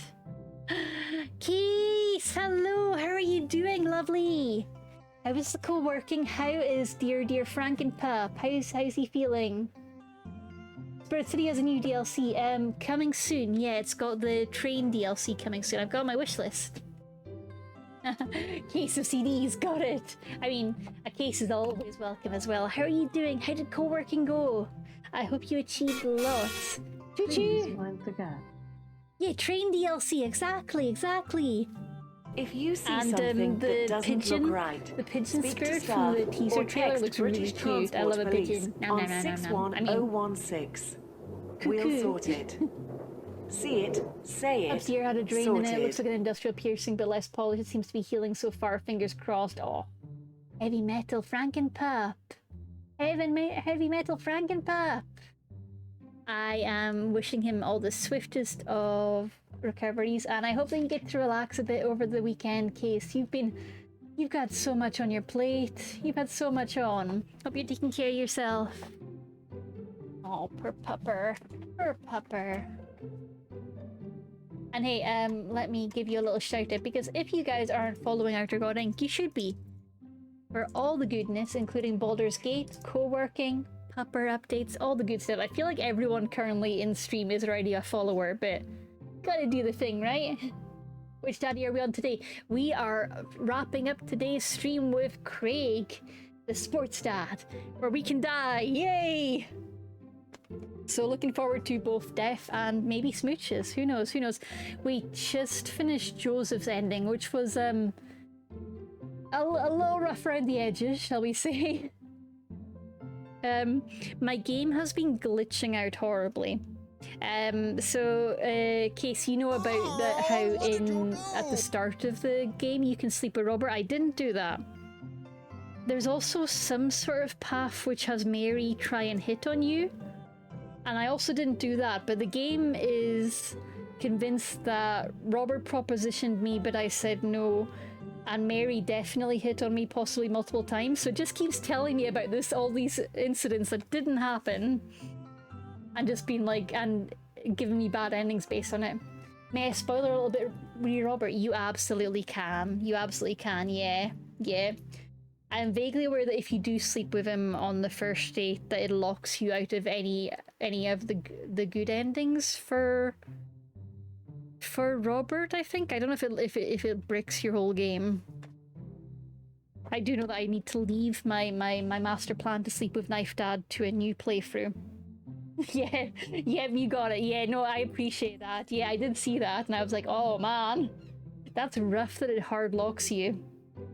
I get it though. I get it, because the poor guy is just a walking like mess of issues. They probably could have flagged it. I was so sad the first time. Oh no, you got on your first playthrough. No, that's so annoying. Oh, I'm so sorry. Yeah, I really wish they'd flagged it more. That's going to like majorly, because it's the only thing you can do that really affects your game in a major way. Apart from going down, they were clever with the Margarita Zone ending, which I think got added quite recently, question mark, because when I first bought the game, it was all lost content. It wasn't actually implemented, but it's implemented now, and it's got an achievement attached to it. But they've made it so you can only go down that path with some very specific choices that are impossible to mix up. Yeah. I learned the hard way. Oh no. Oh no. But I do think if they're going to have a Robert option that basically bricks your playthrough, they should have made it a little more signposted, or a little... just at least had some narrative warnings, like some games do. I guess they kinda did. But come on, it's Robert. Who doesn't want to go to Bone Time with him? Like, if I think I mucked up my dialogue choices with him, so I never even got the offer. But if I had, my god, who wouldn't? Who wouldn't? Who wouldn't? I also kind of don't like the overall... I get that the narrative they're going for is that... how to say this?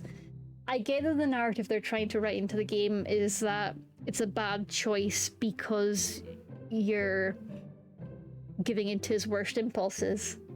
But I also don't like the optics of them being like, sex on a first date, game bricked, goodbye. Like, I get it. I get that the narrative is that it's Robert in his worst state, where he just thinks that's like what he has to do. I get the narrative choices behind it. But yeah, I still don't know if I like the fact that... I don't know if I like the overall optics of that. I don't know. It's complicated. It's complicated. Yeah. I do like that they do the thing with him. I like that as part of his character, he tries to, like, basically veer away from anything serious. But I'm not sure that having it mechanically break the game for you was a good choice. Yeah. Yeah, and yeah, absolutely. I think that, yeah, it's a real shame that he's the only dad who can do that, and it's the only way to get an achievement by doing that as well. Which is a really, actually, now that I think about it, having an achievement locked behind the bricked game route is kind of mean. Aw, yeah. But yeah, they should let more of the dads be slutty. They absolutely should.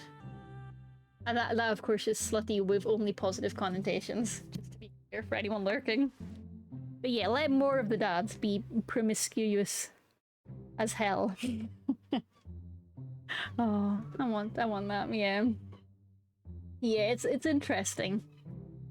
And yeah, we just wrapped up the Joseph ending, and that was... I don't hate that they went with a slightly unhappy ending for that, because it makes sense. But it's weird that it's the only ending option for him. I feel like with Joseph's route, you can really tell they cut out a lot of content last minute. So let's unite, yes! Oh, sorry, Automod fucking hates us. It does. Automod is such a brat. Yeah, yeah. It's interesting. I need to check the story behind this game because it feels sometimes like some of the writing team are working separately. Like I swear Brian's entire route had a different writer to the rest of the game.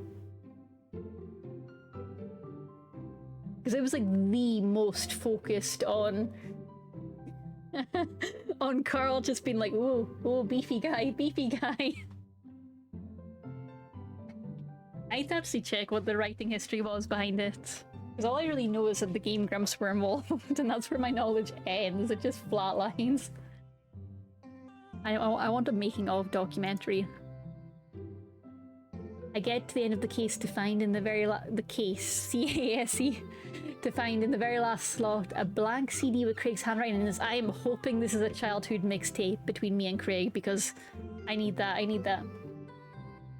It was super weird to suddenly have Brian end up being one of the most green flag daddies. Yeah, and really bringing in the dad backstory for Carl was interesting, super duper interesting, but weird that it only happens in that route.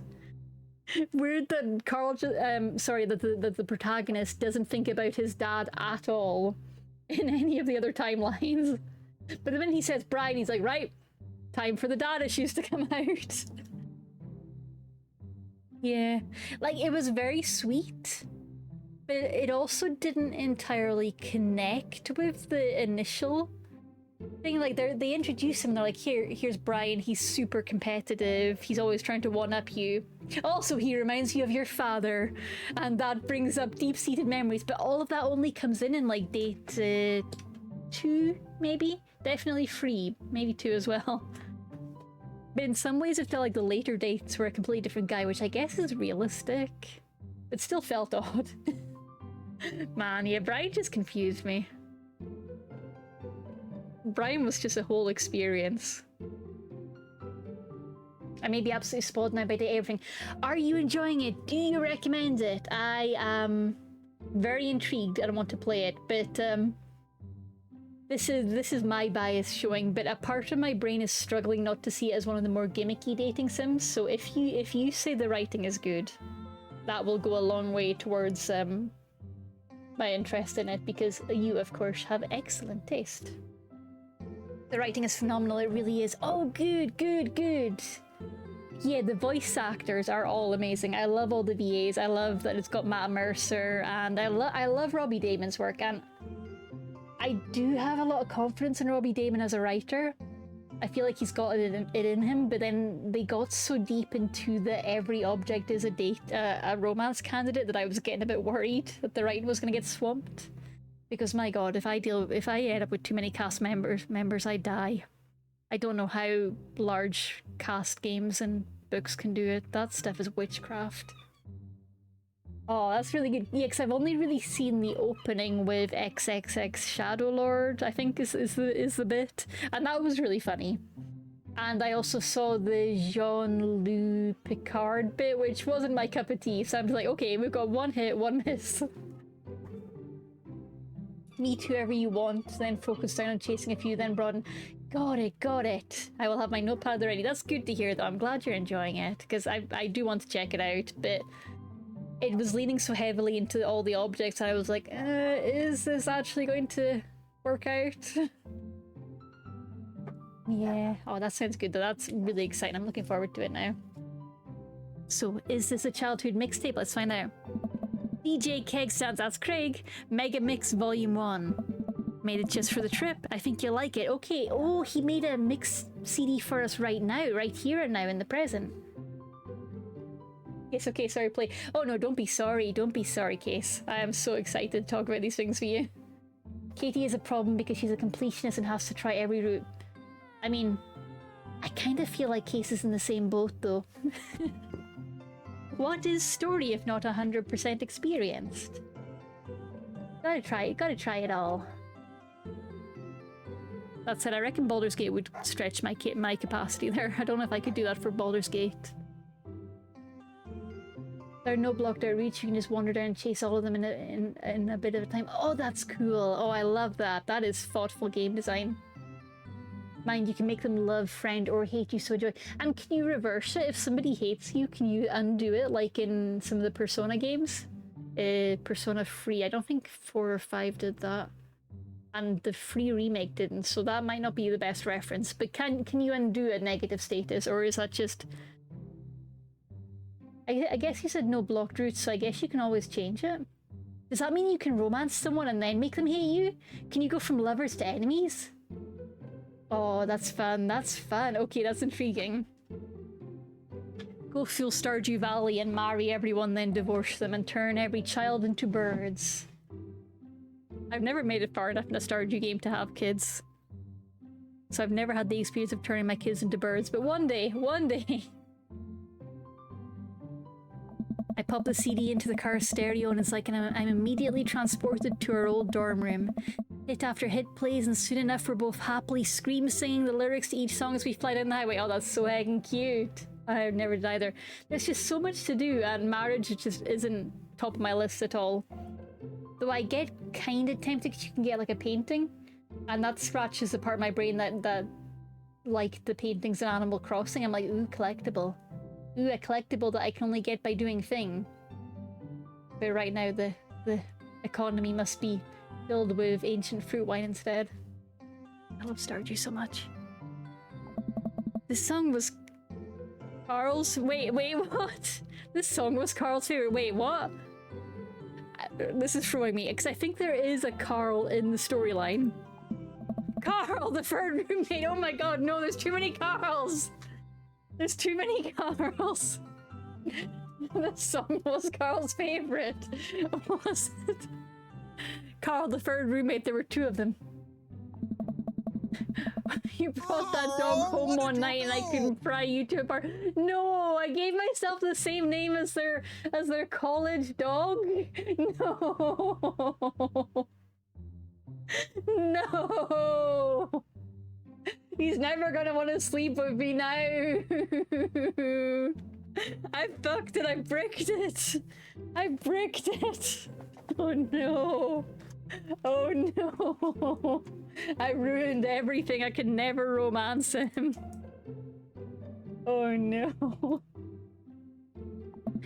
So we spent an entire semester fabricating a story about our foreign exchange student roommate who had a really bad cough that sounded exactly like a dog's bark. Smart. Smart. Like daddy issues, but doggy issues. Hell yes. One of my dear colleagues at work has a newborn, well, a 1-year-old now, getting close to 1 year old, and I love hearing the updates.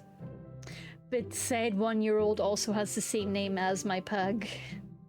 And that's a problem. That's a problem when you love giving your dogs human names. This is not the first time this has happened, honestly.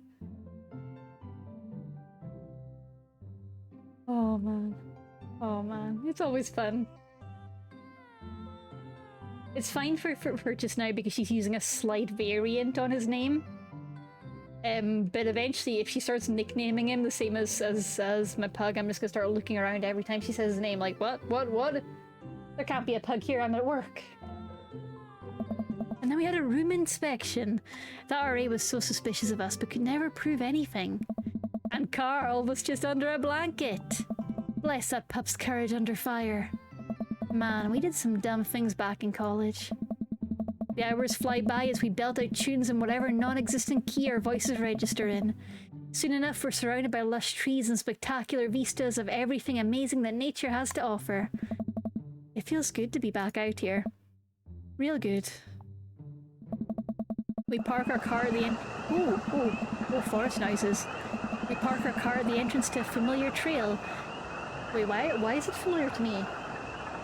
Wait, I didn't go to college here, I don't think, did I?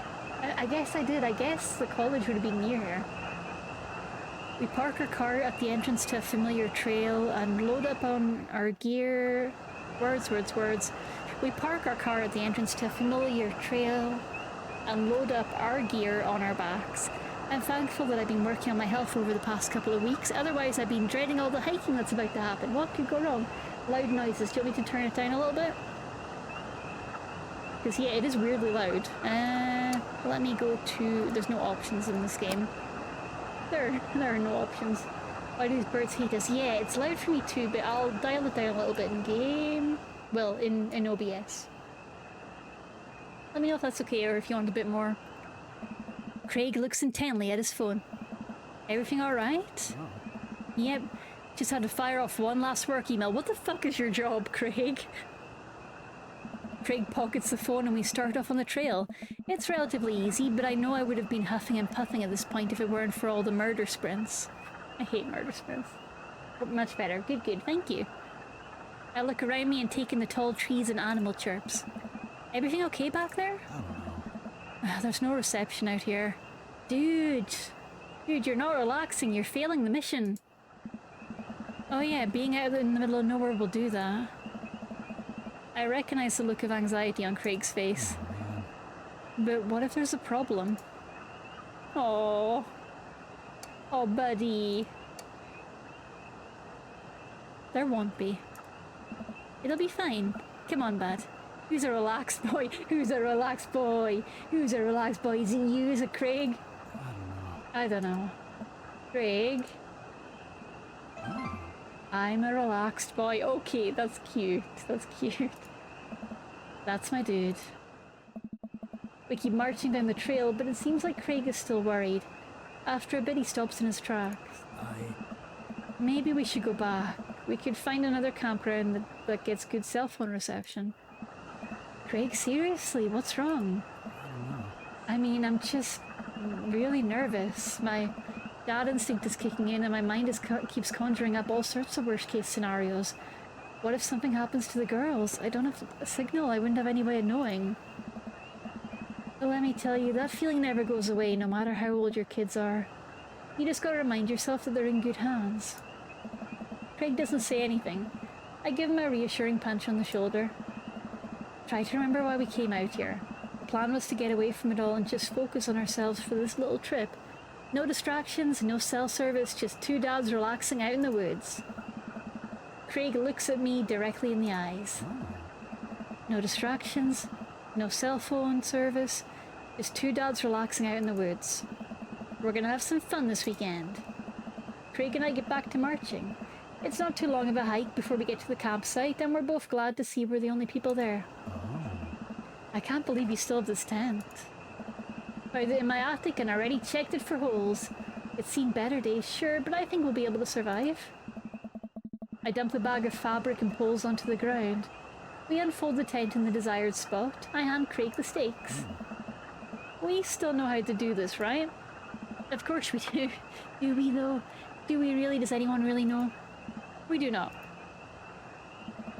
After 20 minutes of struggling like people in a bad infomercial, we somehow managed to build an upright structure that closely resembles what a tent would look like if you asked somebody to draw a picture of one with their eyes shut. I wouldn't put this up against a storm, but I think we'll be able to survive for the night. We set out a couple of chairs and our cooking equipment, admiring our handiwork. Bro, look at us go! Look upon the kingdom we have built. Upon this rock we shall grill our meats and drink our brews, for we hold dominion over this land. Verily, and look at our camping chairs, which we are going to sit on. So what's next on the camp stravaganza docket? Well, now that we have shelter settled, I think it's time for us to do some exploring. There's a waterfall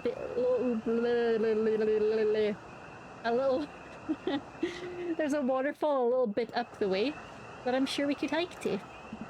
Let's get hiking. Let's go, gamers. Craig and I venture into the woods. We amble along, taking our time to chat and admire the wildlife. Craig reaches out an arm and stops me. Dude, does that look what I think it looks like? I look over where he's pointing. Oh my god, it does. That tree looks like a bat. I can't get over how detailed it is. I examine the butt tree further. The contour is perfect. It even has back dimples. Uh-oh. People have done things to this tree, I feel. I thought we were going to have a great time camping, but... Choo-choo. This makes it even better. Craig holds back a snicker. And I eat a Snickers. I aspire to have every hike be as good as this one. I'm snickering now too. We all love Snickers. Let us analyze this tree further. Craig and I share a huge belly laugh at our awful jokes. The best thing about this is there's no daughters here to tell us our jokes are bad. We high five. Dad powers. Craig and I hit the trail again. It's been a long time since we've been out here, but everything seems more or less familiar. We point out old landmarks that we remember back from our college days. I think we're getting close now. Check it out. There's a clearing up ahead. As we get closer, I can hear water running. Cresting over a hill, Craig and I are greeted by a wide clearing surrounded by trees. In front of us is a beautiful waterfall spilling into a large body of water that runs into a river. Mouths agape with the genuine beauty of the place. We go to investigate. And the genuine booty. But trees. The old waterfall. Bro. It's gorgeous. Nature is so rad. Peering further, we get an idea of how deep the pool is. Oh. Think we could jump off it like the old days? This old dad is happy here on dry land. Looks like you could climb right up over there. We didn't even bring swimming trunks. Oh. What are you talking about? Craig immediately begins taking his clothes off. Yay, fan service! I mean, there's only one correct option here, but we'll save just in case. Look at that butt! Let's look at the butt! I can't help but sneak a peek. That's a good butt. Craig turns around suddenly. He catches me looking. Oh. I do a lot of glute workouts. I immediately turn away, blushing. Yeah! Yeah, you saw us clocking the butt. Oh. You coming or what? Oh, I don't know about this dude. He's already making his way over to the waterfall by the time I finish my sentence. When he realizes I'm not right behind him, he turns around and rolls his eyes. We lived together for years and I've seen your ass more times than I can count. It's no big deal. Let's put on a show. If the clothes are coming off, then it's someone's birthday. Craig gives me the wolf whistle. I turn and give my booty a good spank. That one's for you, big boy. I take my shirt off and drop it in a pile with Craig's clothes. I put the rest of my clothes on the ground, feeling exposed. Craig and I climb up to the top of the waterfall, making sure not to slip on any wet rocks. He reaches the peak before I do and offers me a hand getting up. At the top, we look over the cliff and into the tiny lake. It seems so much higher up from this perspective. Craig's always been a daredevil. He pulled some stunts in college that I'm honestly still shocked he survived. I was always the one standing on the sidelines, watching and hoping I wouldn't be bringing him home in a gurney. Man, this could be dangerous. Craig looks me in the eyes. This is the third date for Craig. Don't think, just jump. Craig cannonballs off the waterfall and into the lake, creating a huge splash. I'm worried for a moment before he finally resurfaces from under the water. Woo! He treads water and looks up at me. Oh. You coming or what? Don't think, just jump. How are you supposed to just not think? I'm pretty sure it's not physically possible. My toes grip the edge of the rock. The water looks so far away. Don't think, just... I run off the edge, trying to do my best cannonball. Somewhere in the middle it turns into a really graceful belly flop. I hit the water with a loud slap. I resurface to find Craig giggling. Oh. I rate that belly flop a solid 8 out of 10. Your form was lacking, but your heart was in the right place. I playfully splash water at Craig. Are you sure about that? I splash him again. You've given me no choice. Craig splashes me in the face with a huge wave of water. You've awakened the beast. He launches another wave of water at me. Don't you put me in a corner here. Don't put a wild animal in a corner.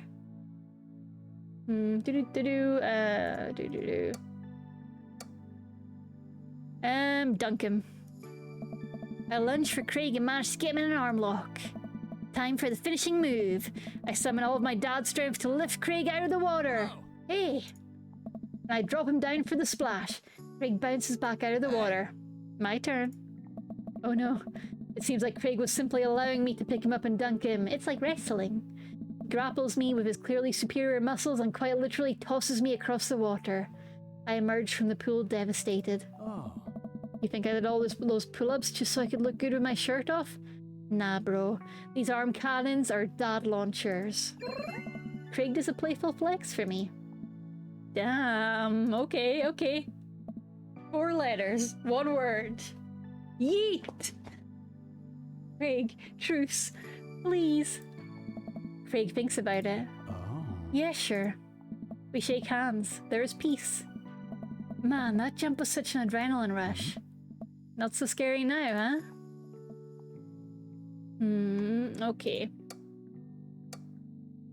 I'll race you to the top. We run all the way up the slick rocks and cannonball off the waterfall again. What a rush!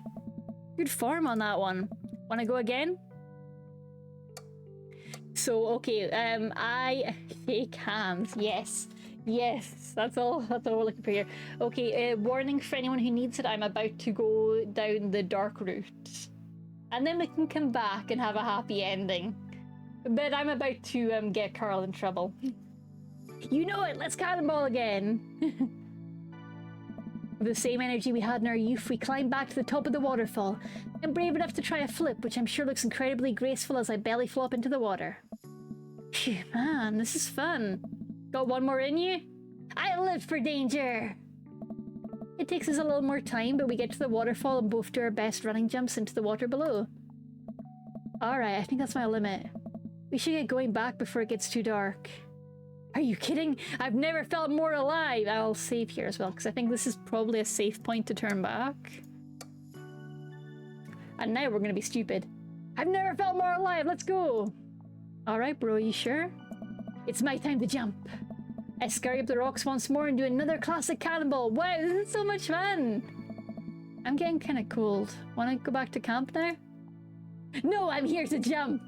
I only have one job and it is to cannonball.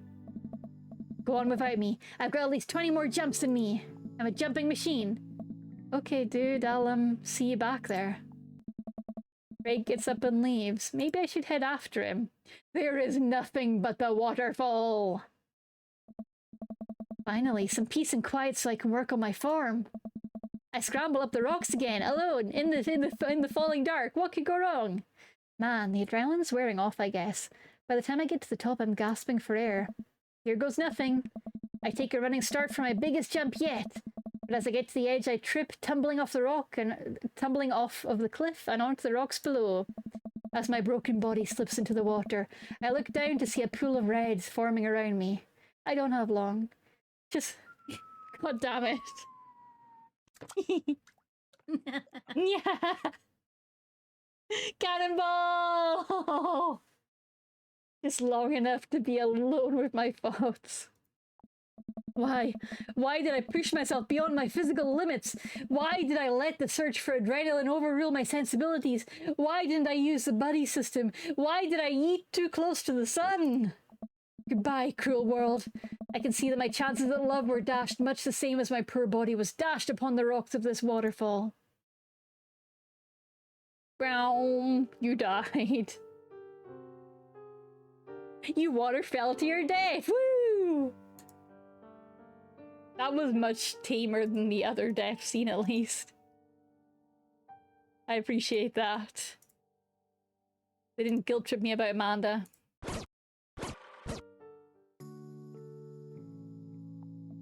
Good farm on that one. Wanna go again? Nah, I'm pretty tired. I like how this time it's like, no, you're not gonna get to do that twice. Nice. We should probably head back. We put our clothes back on and notice that they're soaking wet. Maybe a splash fight wasn't the best idea. Oh no! Oh no! Oh no, our clothes are wet. Oh no! That's okay, we'll get a fire going in no time. We can dry off and get some dinner going. Sopping wet, we hike back to the camp and unpack everything we need for dinner. Craig pulls out a couple of steaks and some chopped potatoes and tinfoil. Oh damn, this dude camps! Fuck, that's good. That sounds delicious. Mm-hmm. You ready for a feast? Hey man, take a seat. The Craig train is pulling into the relaxation station. I'm your conductor. Let me cook for you. Absolutely not. Cooking is the thing that relaxes me the most. I'll take it from here. Oh, he cooks. He cooks. Okay, okay. They're salvaging this man for me.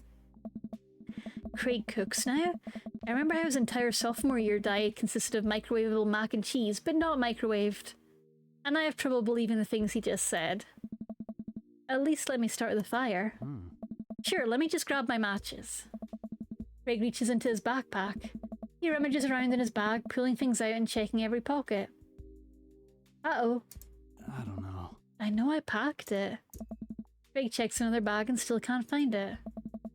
My stomach grumbles and now I'm more acutely aware of how cold and wet I am. We really need to get a fire started. Let's just eat raw steak.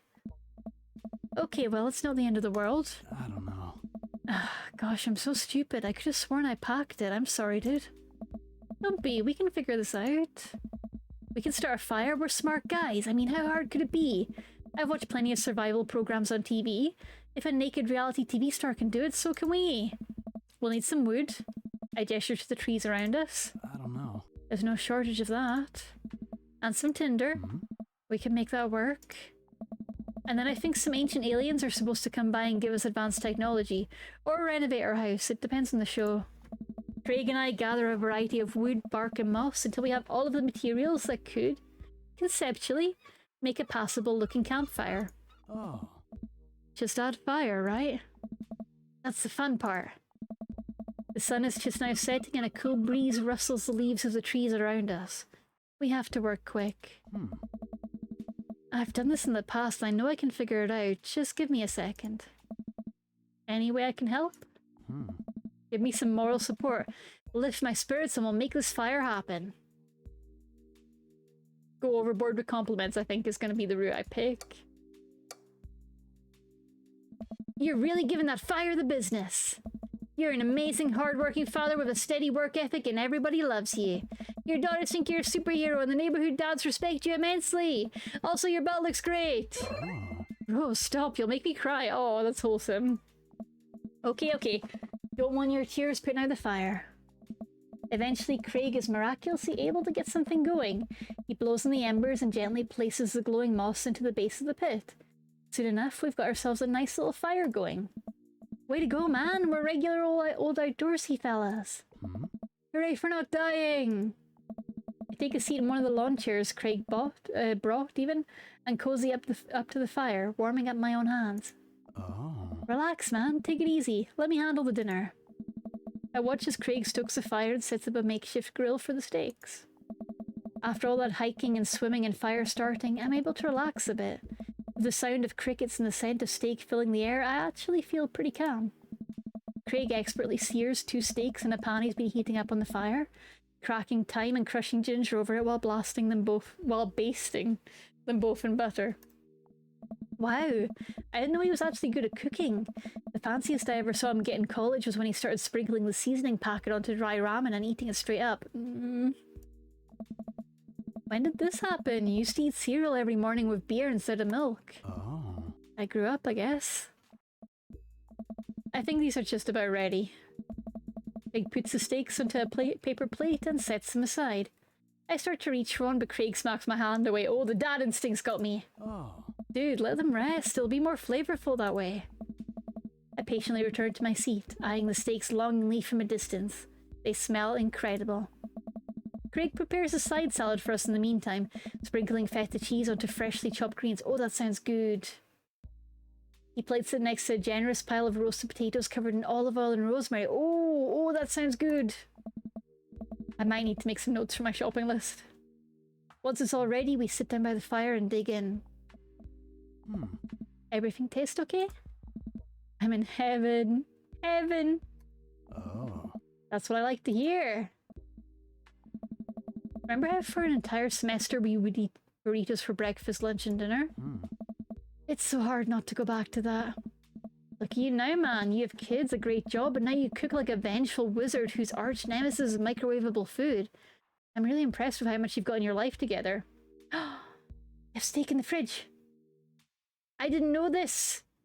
Steak surprise. Steak surprise. Steak for me. For me. And for moderator Dave. Not for the rest of you. I'm sorry, we don't have enough to share. We did not bring enough for the class. Steak. Steak. Steak. Steak. Steak. Steak. Craig laughs, but there's no humour in it. Oh. I'm glad you think that. I glance at Craig while he picks at his salad. He really grew out of his baby face, but there's something about his expression that makes him seem so much older than he is. A sense of maturity he didn't have in college. He looks exhausted. You okay? Oh. Yeah. Come on, dude. I've known you for long enough to see when you're down. Oh, man. I'm tired, bro. I think being out here is making me realize how drained I feel. You work really hard, Craig. It can't be easy. I'm kind of glad that we're going into this because as much as this type of body type is fun in fiction, it's a hell of a lot of work to keep up the exercise and diet to stay at that level of shredded. And imagining that with 3 kids is wild to me. I like that they're exploring this aspect of it. Hi. I have to, for my girls. I volunteer at their school, I cook healthy meals for them, I do everything I can to make sure they're safe and happy. And when they're with their mum, I'm always working overtime so I can support them, but... something's gotta give, like you can't be doing that and also staying shredded.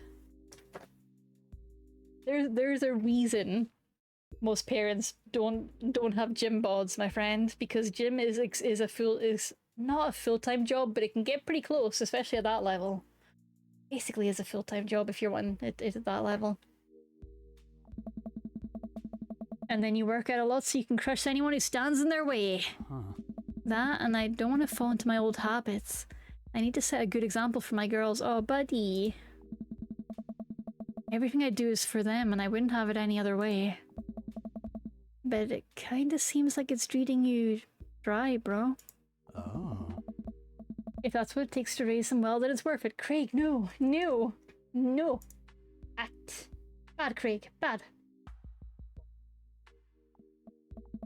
Craig, buddy, I know where you're coming from here, but you gotta take care of yourself too. Hey! I do though, I eat right and I exercise and... That's not what I mean. You're too little butter on too much toast, you know? That's a great way of putting it. Nice! What? You're spreading yourself too thin. Life needs balance. It's great that you care this much about your kids, but you can't neglect your own needs just because you're too busy taking care of everyone else's. Like, you matter too. Huh. It just... I know I can provide for my family. And if I take a step back and look at everything objectively, I know I'm doing right by them. Man.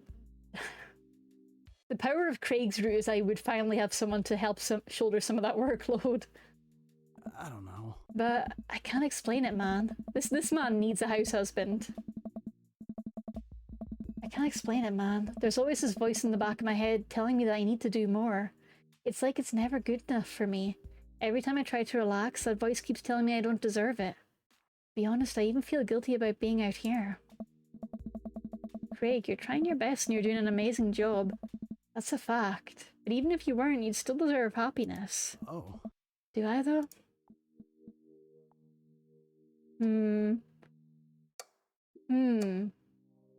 I think I'm gonna go for the more genuine hell yo. I think I'm gonna drop the bro for this. I think I'm gonna drop the bro. Hell yeah. Oh, that didn't get the aubergines. I think I need the bro to power through it. Okay, I'm gonna save scum that and see if the bro is what we need. Do I get the aubergines if I bro him? Hell yeah, bro. Aubergines! Okay, he really likes the bro. Holy shit. I like how Craig can think about what a good friend and even better father he is.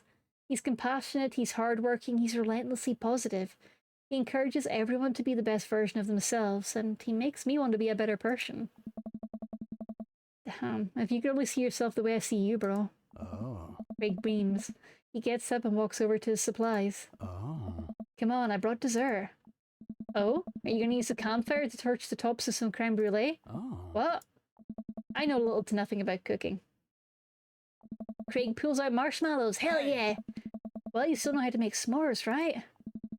I think the more important question is, do you know how to make s'mores? Oh god, what do we do? Turbo oh god. Raid! Hello, Everyone Turbo! be normal. Hello, Team Turbo. How are you doing? I hope you're all doing well. Welcome on in. Welcome on in. I am Katie C, the chaotic Scottish cat girl. We are playing Dream Daddy, which is why you've got this handsome young man up on screen, and this fellow on the left is Carl T. Shee. My left. No wait. My right. Your left. Screen left. Cat girl right. That is Carl T. Shee, the gender bend Katie Shee. But welcome on in, my lovelies. Let me run the raid trailer for you. Let's hit the button. It's me, Katie She, and it is you, my favorite people on the internet. Hello, hello, hello. It's the Katie experience. Everyone's a Katie height now. I want a big old pasta dish that has very little flavor. You've been awfully friendly with different girls lately, haven't you? No. I'm gay, I'm so gay, I'm so gay, I'm so gay. Yeah, I've seen Calamity. Yeah, he's ripping out my heart, and I'm gonna be like, thank you, Mr. Milligan. Thank you. I'm normal. I'm so normal about this man. So gay, I'm so gay. Women, women, women, women, women, women, women. Never. No, no, no, no. Well, it's called pitbull ligamy. Pitbull ligam my balls. Normal oil rig behavior right here. Oh no, I can't reach the handle.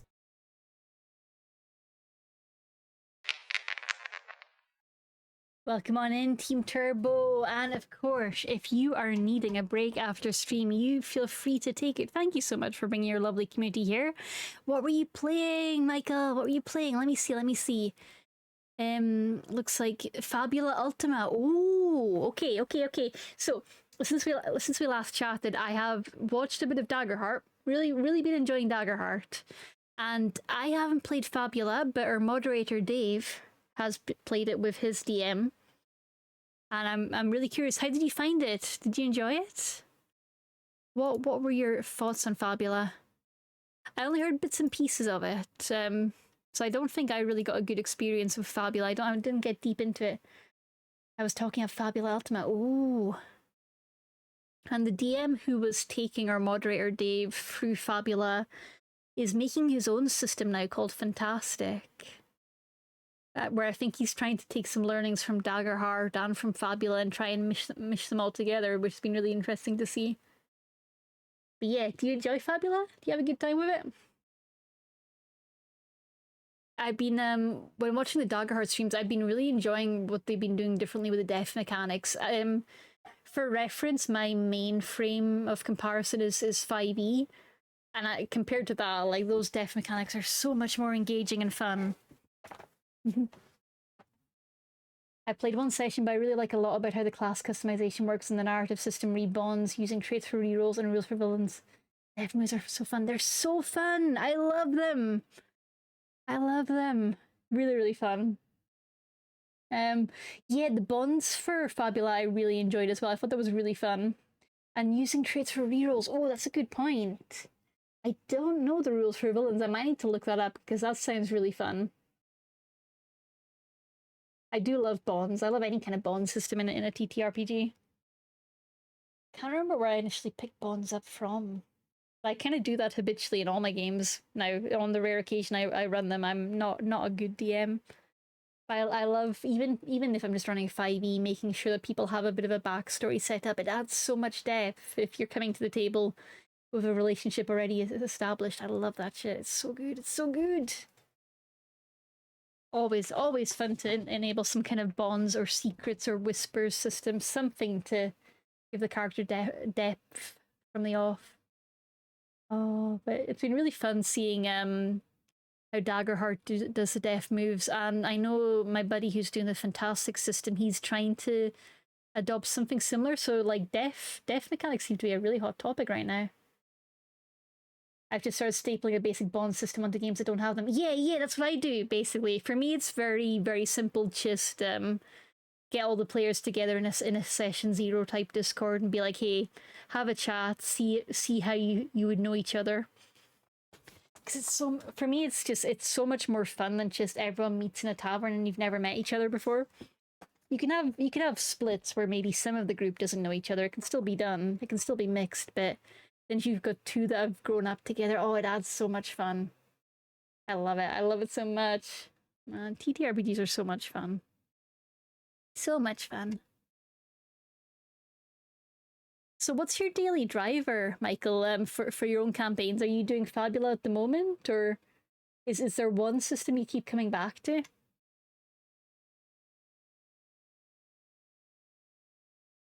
Here you go. Oh, is this a link to our friend who does Fantastic? Yes. Ah, yeah, it's a fantastic video. Yeah, her buddy Peter. Oh, yeah, because his video also took inspiration from Fabula Ultima and Daggerheart, so the Fantastic System is trying to meld both of them. Because he really, really seemed to enjoy Fabula. I'm not sure. From reading the comments, I think he might have misunderstood some of the Daggerheart mechanics, though. So I don't think he's actually seen it in real play. I'm GMing 2 Daggerheart games on... What got modded there? YouTube? Twitch? Feel free to repost that maybe with a space. I don't have an auto mod prompt for that, so I don't know why it's been a dick. Sorry about that. Maybe a link? In that case, it was probably a link to, if I check your about, to your YouTube, right? Am I right in thinking it'll be YouTube? Recording a short Dagger actual play to share my first gaming name. It's gonna be so good. Oh, I look forward to that. I'll pop a link to the YouTube and you let me know if that's the wrong link and I will fix that. Really exciting. I'm so glad that you're having a good time with it.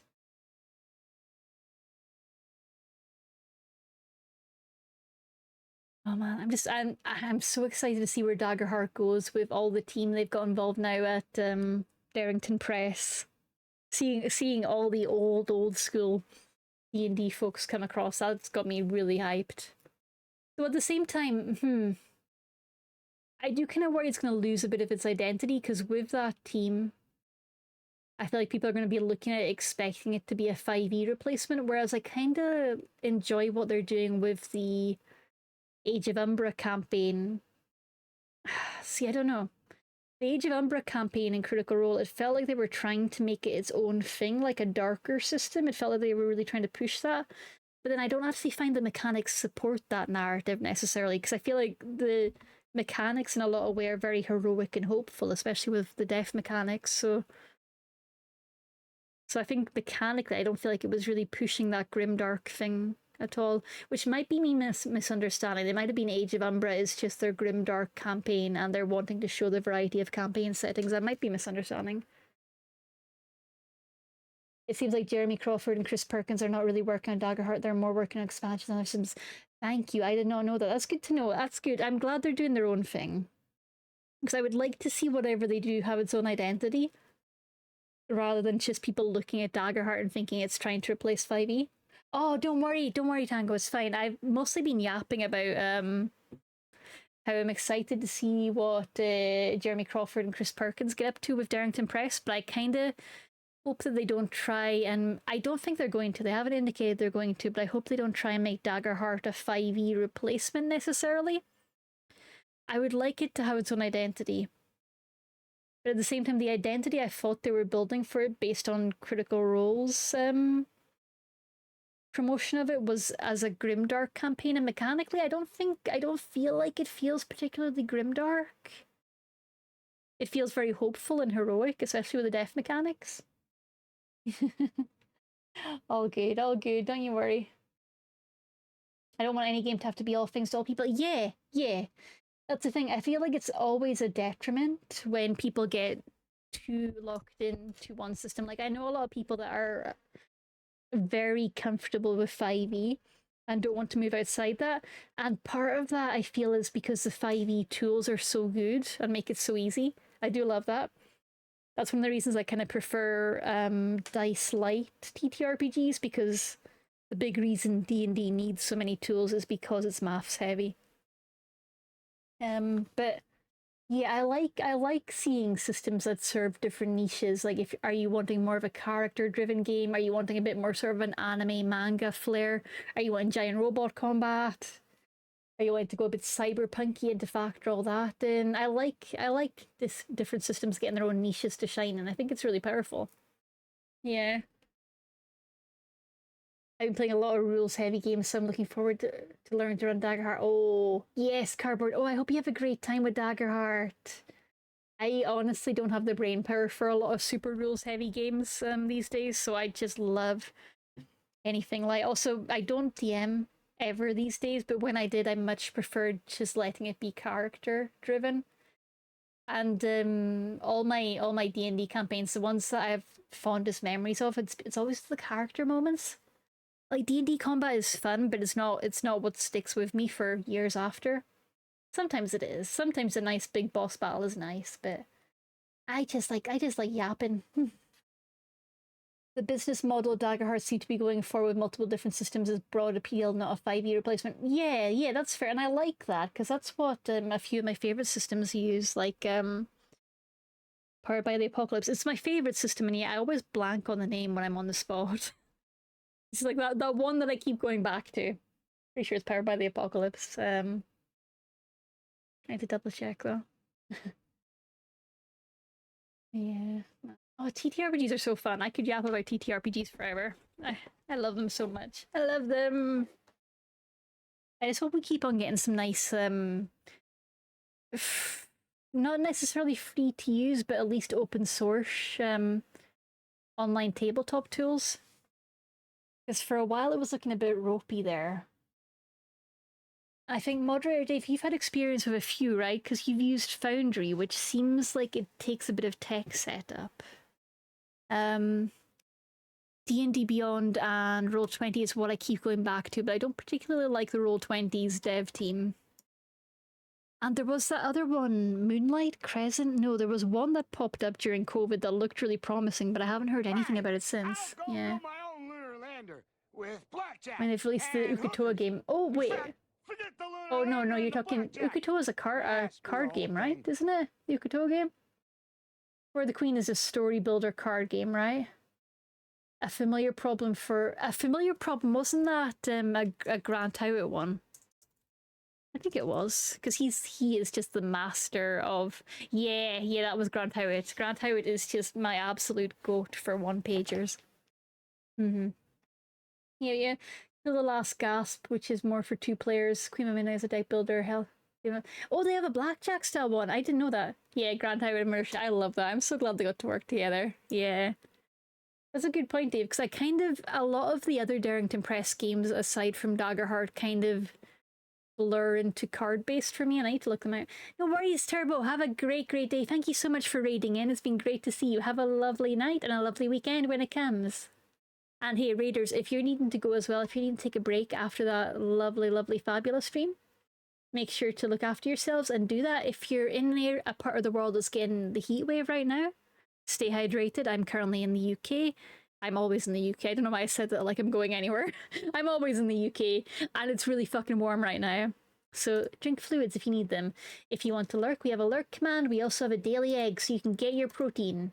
But yeah, look after yourselves, take your meds, and sit back, relax, and enjoy the end of Craig's route. Craig is the sporty dad, which is why he is ripped as fuck.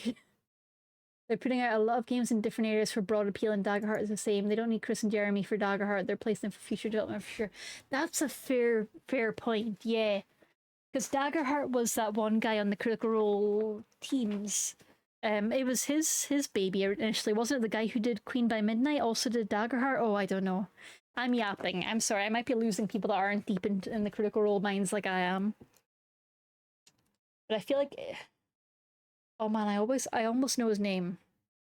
No, I think it was a different creator for Daggerheart than it was for Queen by Midnight. But they're both quite often backstage in the studios. Oh man.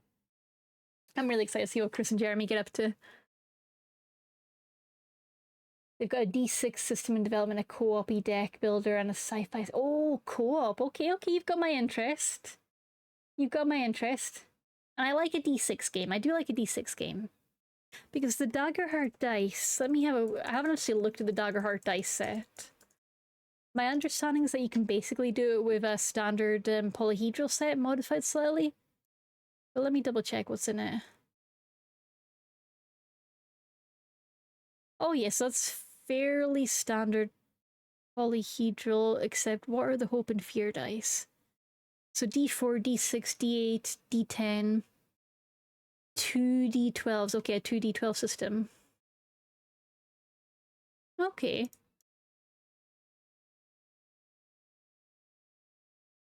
I should know all this already.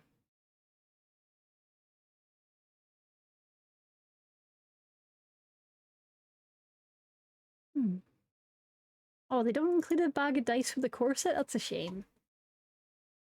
I'm playing Pathfinder and D&D 2024 at the moment, but I miss playing some Powered by the Apocalypse games or Pendragon, and God, I want to play Hardwired Island with someone. Anime cyberpunk where you can be a cyber cowboy. Okay, I'm looking into this. This sounds way up my street. Hardwired Island. A retro future cyberpunk TTRPG. Oh, that art is pretty. Oh, that's really gorgeous art on the itch page. Stealth, hacking, conflict. Your occupations can be fixer, hacker, influencer, operator, soldier, and street fighter and thief. Ooh. Ooh. I'm absolutely getting distracted, but I'm having fun. Cybernetic system that doesn't dehumanize you for installing augments. I know what they're criticizing there, and I appreciate that.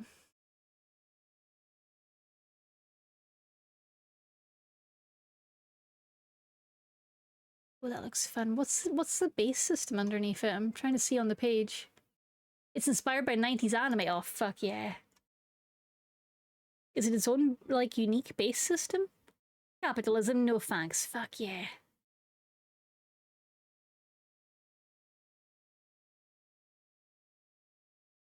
Thanks everyone, Powered by the Apocalypse. Also, I'm going to put a link in to their itch because that's really good.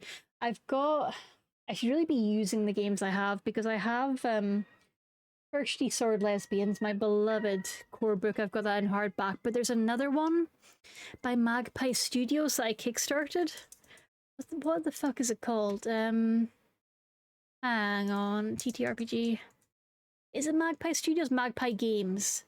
Urban Shadows. Yeah, I kickstarted Urban Shadows, and I'll be honest, I have not been looking into it very much at all, and I feel kind of bad about that because I kickstarted it. I own the core books, and they've been working really, really hard and very regularly on it.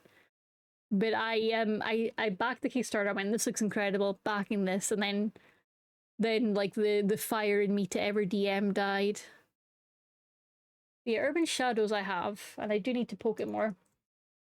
Girl by Moonlight, which is linked to Queen by Moonlight, right? Oh, it's not. It's an Evil Hat one. The tragic struggles and defiant triumphs of a group of magical girls resisting an oppressive society. Oh, that sounds good. That sounds really good. You play magical girls. The fancy edition has transclear bookmarks. Oh, that's nice. Thirsty Sword Lesbians also has the magical girl setting. Let me grab the core book for a second, because I do love the way Thirsty Sword Lesbians does it.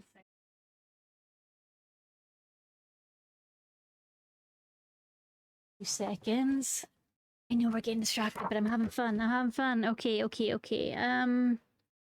Where's the magical girl setting? Settings. Page 109. I have so much.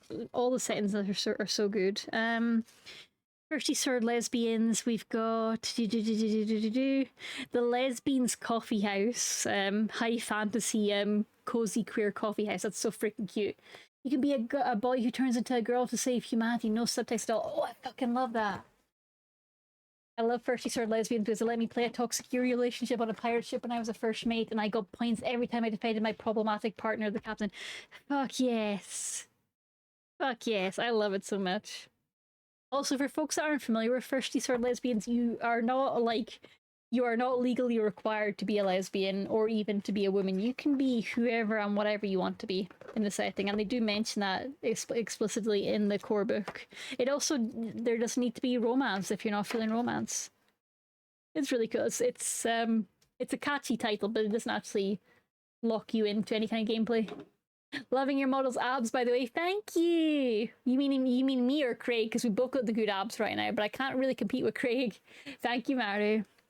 So let's have a look at the settings for Thirsty Sword Lesbians. I'm having a little tangent for folks that are just coming in. I'm looking at a core book for the Thirsty Sword Lesbians TTRPG setting. It's a great name, but I do stumble over it if I say it too many times fast. Starcross Galaxy is a very queer, basically queer Star Wars. Neon City 2099 is obviously cyberpunk. Cyberpunk with a bit more neuromancer type energy to it. Oh, the free orders of Ardor are sex workers and exotic dancers who are also holy warriors. Oh, that's really cool.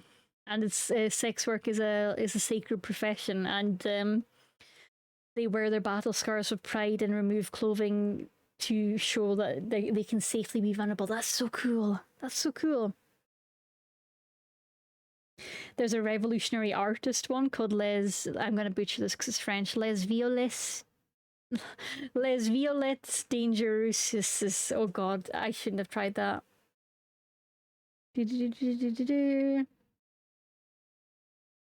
Oh, an airship one. Now, which one is the magical girl one? So we've got the sci-fi one.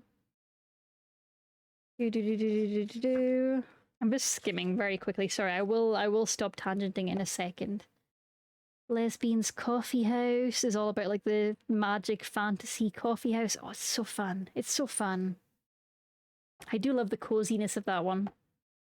Neon City. The Neon City art in the core book has somebody in like a Tron motorbike with a little motorbike helmet with cat ears. Love that shit. And they've got swords. Hell yeah. Love that. Free Orders of Ardor. Yep, that is... Oh, Free Orders of Ardor has some very furry art. I love that. Who drew that? It's kind of like almost an orc Barbie style. I recognize the artist. Who are you? Who are you? I recognize you. Where's the art credits for this? So distractible. I'm sorry. I'm not. Art directors. Not sure, not sure. What other settings have we got? Where's the magical girl one? I know there is one. I know there is one. We've got the airship one. That's kind of the steampunky one.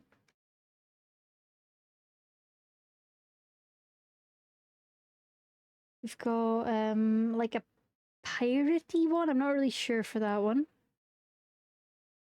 Space pirates. Oh.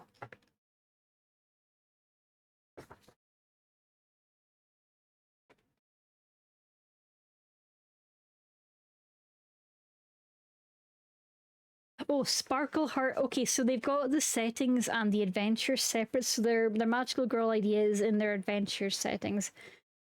Sparkle Heart Magic Force Go. It's been years since the mystical guardians of the Sparkle Heart received their call to arms. Seemingly ordinary college students transform to battle the Eidolons, otherworldly monsters of eerie beauty and vicious intent. Thanks to the mystical guardians, the gate was sealed just in time for finals. The PCs parted away after graduation and the Sparkle Heart became a distant memory. Years later, they're going to have to remember their power and their friendship to confront a new threat. I do love that kind of bittersweet after the main story type one. There's also Monster Queers of Castle Grayskull, which is just, it's so perfect. So perfect. Do they have art for this? Oh man, this is so much. I love TTRPGs. I love people. I love creativity. So good, so good. No art for that one, which is a shame. Okay, I'm done. I'm done tangenting, maybe, until chat tells me something shiny. Oh. Galactic and Going Rogue, 2 TTRPGs of War Amongst the Stars. Oh, that does look good.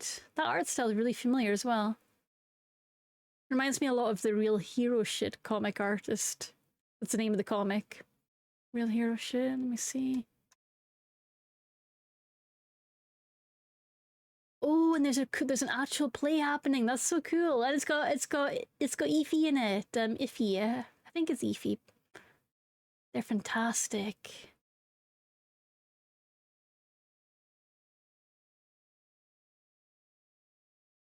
Stretch goals, play sheets by Sada. Oh, this guy's photo has a cat in it. That's goals. Scum and Villains expansion. Hell yeah! This is so much fun. I love all of this. Jess Levine. I've definitely seen Jess Levine in stuff. Like, she is so familiar. Her diverse creation interests are united by one theme: lesbians. Hell yeah. Hell yeah. Like, I know Jess Levine from something, and I don't know what it is, but her name is so familiar.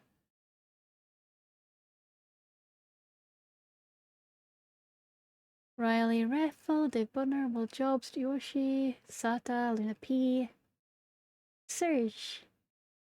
Oh man, the artist team for this is really... I like how everyone's on Blue Sky as well. That makes me happy to see.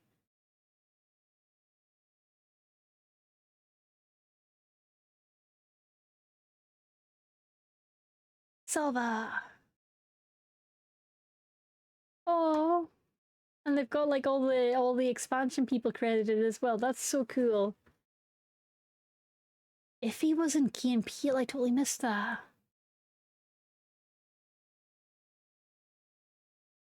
J Dragon. Oh, I definitely recognize that artist. Oh man, I love TTRPGs. TTRPGs are fun. Okay, focus, Cackerel, focus. We are staring at this man in his boxers. I'm only just realizing that I've been doing this whole tangent with this on screen. Sorry, not sorry. You know, gotta serve all the audiences. So we're about to make s'mores. I think the more important question is, do you know how to make s'mores? As I recall, you used to just completely blacken the marshmallows. Damn, dude. Marshmallows aren't good when they're properly charred. That's not good. I'm all for a little bit of crunch. That's too much. Oh, I stand by that. It's charred on the outside, but the gooey centre is preserved. Brutish.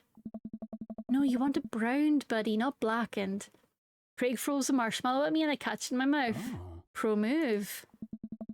We used to be able to do that at a great distance against a wind disadvantage. Give me a week of practice and I'll be competitive again. Craig and I sit in the warm glow of the campfire, watching embers float up towards the sky. Also, Zara, let me know if you do end up investing in it. I'm really curious how you find it. Sci-fi TTRPGs are my love. My love is always fantasy. Like, I see a dragon and I go weak at the knees, you know? I enjoy seeing what people are doing in the sci-fi world. I like cyberpunk though. Cyberpunk is a weird exception for me. Like, cyberpunk has my heart. So I guess that you could probably argue this. I was going to say that cyberpunk is the more fantasy-ish sci-fi genre, but no, like, sci-fi is the most fantasy of the genres. Like proper Star Wars. That's peak fantasy type sci-fi. I love that shit. God, I love all things. All things are good. I love things and stuff. The stars are so much brighter out here. Yeah, I miss this, Carl. What, you missed our old dog? Me too, buddy. Me too. We stay here until it gets late, half remembering stories from college. We watch as the fire dies and eventually clamber into the tent. I know some good. Oh, one last recommendation. Yes. Yes. I'm intrigued. Mad as Hell, an anti-capitalist demon hunting RPG. Oh, that sounds good. Oh, that sounds really good. Demons are real and they must be confronted. Your goal is always to destroy the harm that makes the demon, but until you can, you must destroy the demon. Until you do, your communities will not be safe. People will die. Oh, that's fun.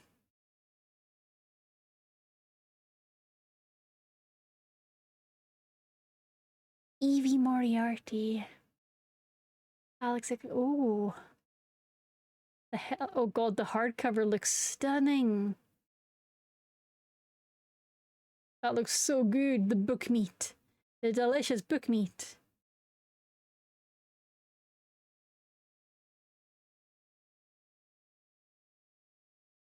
Oh man, the art style isn't I really like the strong typography. And the like watercolor monster type, the Molumut cover, that's gorgeous. Oh, the art of the hungry girl. That gives me big World of Darkness vibes.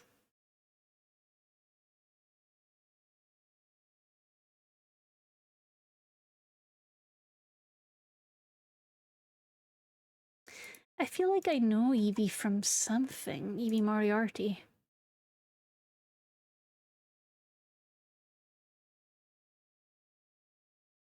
No, maybe not, but dang, they're cool.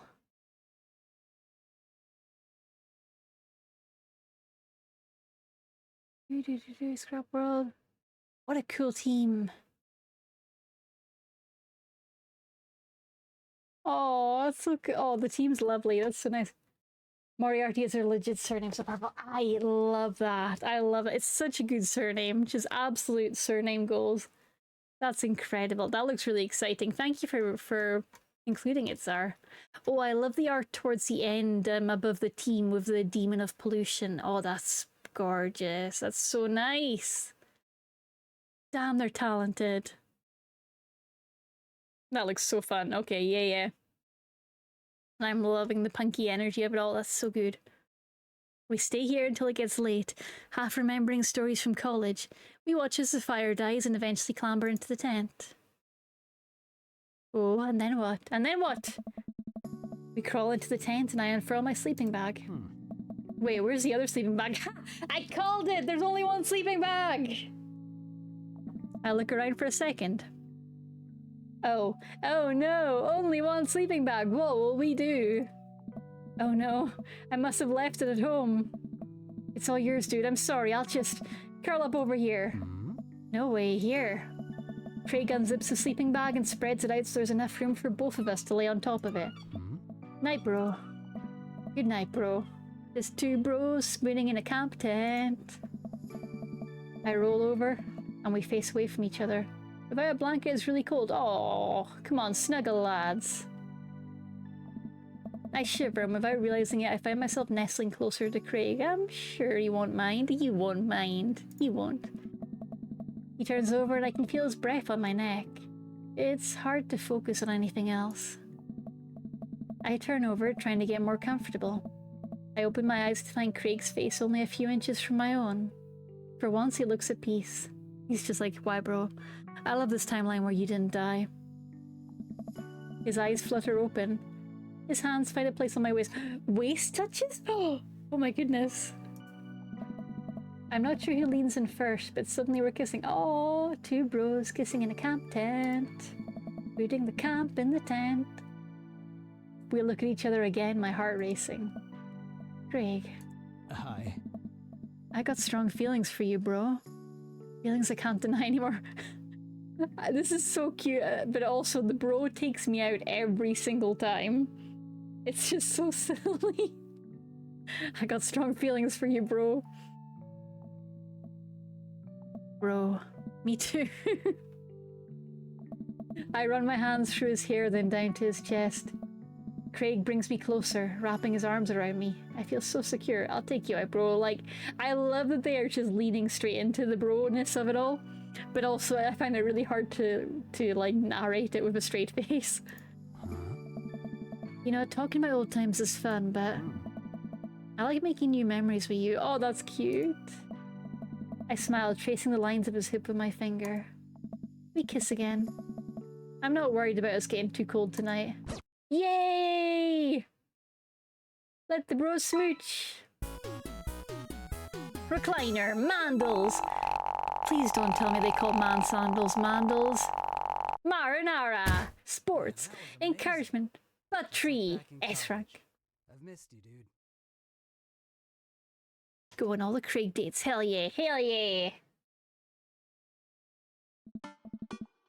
And it's Amanda's birthday, so we're going to speedrun this part because we have done it a lot now.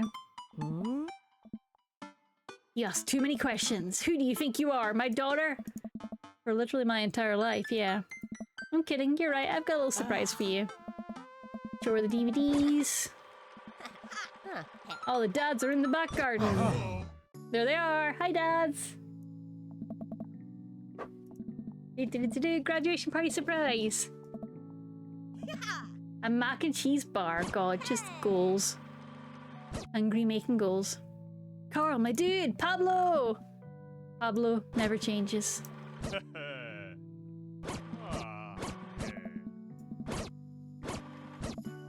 Brian remains Brian. And yep, couldn't have asked for a better cul-de-sac. Hopefully we'll see you more church events. Joseph's so creepy in the end route when you don't interact with him. And maybe if you aren't doing anything later, we could hang out sometime. Okay, I'm gonna say it. Joseph is a fuckboy. This weirdness that he does in every ending plus the end of his own route, fuckboy behavior. Not approving. Not approving. Bad minister. Bad. Bad minister. Bad minister. Fuckboy behavior. Refusing to commit. Well, see you later. Hugo loves... I love how in all the other endings, Hugo's just like, mac and cheese. Nom nom nom. Perfect cheddar to pasta ratio. Fucking love Hugo. He's so good. I like he's just eating his mac and cheese. He's just like, you want to do trivia again? Dude's just in his own lane, thriving, eating mac and cheese. Love that. Pew pew. Hey. Ah. Oh. It's Robert. Oh no, he's super depressed, I think. Robert gestures vaguely to the snack table. Good stuff, yeah. Aww. See you later. Hey, man. Matt. The oregano betrayal. Hey, it looks like Amanda's hanging out with Briar and Hazel. Let's see what they're up to. Are they eating all the ice cream cake again? Yeah. Okay, Briar, think of a shape. Hazel, what's she thinking? Square. Briar? Star. We'll get it next time. Amanda leans in close to Briar and Hazel, lowering her voice. Listen, you guys can be real with me. If you're done playing your psychic abilities, I want you to know that you can trust me. Heck, even think of me as the third twin. Amanda, that's a triplet. You know, Dad, by the time I'm done with these kids, we're gonna be finishing each other's... What? You didn't finish your sentence. What are we gonna be finishing? Each other's... sentences! See? Third twin. Nah. I have to go. As the party starts to wind down, I take a seat on our back porch step. The sun is setting. Amanda liked the party. And she gave me the photo. Okay, we got a good ending. Yay! For Amanda. Present.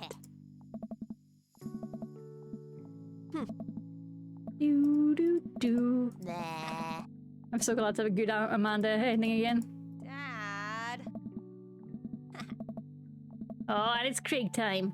Craig is sitting on a bench beneath our cherry blossom tree. He smiles at me. I'll leave you to it. Me and the Emmas are gonna go get some ice cream. Pew. Love you, Pops. Pew pew. Oh. Amanda runs off to join her friends. I take a seat next to Craig as the last guests make their way out of the party. Bro. This reminds me of the parties we used to throw. Your keg stands, of course. Probably for the best. I don't want to get my hip replaced after a party trick goes wrong. We can leave keg stands in the past. I'm taking this weekend to relax. This party was my first stop out of the express train from the relaxation station. Next stop is Napville. Pulled into the Carl Concourse. I'd like to book a ticket to Napville as well. Might have to meet you halfway at eating food directly off of your own stomach town. We both giggle, but man, do I just want to pour some chips on my belly while I hang out in a hammock. That does sound fucking good. Craig, I'm glad you're making time for yourself. Me too. Stress is a funny thing, dude. I didn't realize how overworked I was until I got away from the city. It's honestly just as destructive as binge drinking every night and eating burritos off of the floor. I guess we need to get out of the city more often then. Craig kicks his leg over the side of the bench and leans onto me, lying down on my lap. Oh! I run my fingers through his hair. They're so soft. I love them. They're so soft. I'm so weak for the childhood friend trope. I won't lie. I won't lie. You're looking for balance. I admire that. I'm trying not to feel guilty about doing things for myself. It's a process. And it's gonna take me some time to figure it out. I might need your help, bro. Craig, I'll be your bro till the day I die. And if being your bro means forcing you to take care of yourself, then I'll happily oblige. I'll be your bro until the day I die. It's so fucking romantic. What the fuck? Oh. Craig looks up at me, smiling. Bro, that means so much to me. Craig sits up and pulls me into a kiss. Bro, we both laugh. You and me, we're gonna be alright. Oh, awesome bros. Now we've got to get art for that. That was a peak bro ending. Come on. We'll get the little like portrait of Carl and Amanda. Oh, they're so cute. You're the best, Pops. Amanda, I love that piece so much. Hey! Oh, oh, oh. Oh, that's so cute. Did bro just propose? I don't know. I feel like we're close. Go, Flapjack! Oh, that's so cute. Also, those little red shorts. The artist knew what they were doing with those little red shorts. I see you. I see you, tiny red short enjoyer. Oh, that's so cute. Mission success. We got one happy ending and one Joseph is a fuckboy ending. And we died twice. Mission success. A good, productive one, I think. And we got in the gallery. Hell yeah. You like tiny red shorts? I mean, that, yeah. And also, yeah, that is the other femboy uniform, isn't it? You can't go wrong with tiny red shorts. Or tiny shorts in general. It's short weather as well. Good time of the year for shorts enjoyers. But with that, we are well over our stream time. Thank you for not clock checking, Dave. I appreciate that. But we are we've got a collab stream coming up. Is it the 18th? Let me double check the date. So our next stream is tomorrow, Sunday. Saturday. Jesus, Katie Brain, what are you doing? What are you doing? That's our next stream, and we're gonna be wrapping up Dream Daddy. That's the hope. That's the hope. Issa's doing some art, and we appreciate fans. Let's go for Issa. Yeah, let's go see Issa. Good show. Good show. Yeah, tiny red shorts are good. But yes, normal stream tomorrow. We're doing Dream Daddy, hopefully wrapping it up on a lovely, lovely Saturday. Then on Tuesday, I forget what we're doing, honestly. We might not have planned that far ahead yet. I might not have planned that far ahead yet. I don't know why I say we. This is on me. Okay, yeah, Tuesday to be determined. Hopefully Banner Saga if I can catch up. I have Hugo and Matt and the secret ending. And, yep, Hugo, Matt, secret ending.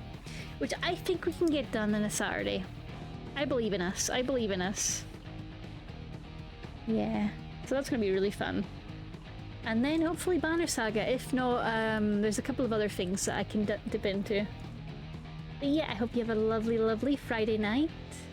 Patapon 1 and 2 remastered released today. I haven't played it yet. I'm so tempted. Well, back to it then. Yep, back to it then. Whoop. Yeah. Enjoy the raid, have a great time seeing Issa, and I will see you all very soon. If you're watching on YouTube, remember to like and comment and subscribe if you like. If you want more cat girl yapping, that's the place to find it at youtube.com/@KDShe, I think. It's a weird URL system. I'm doing my best, okay? I'm trying.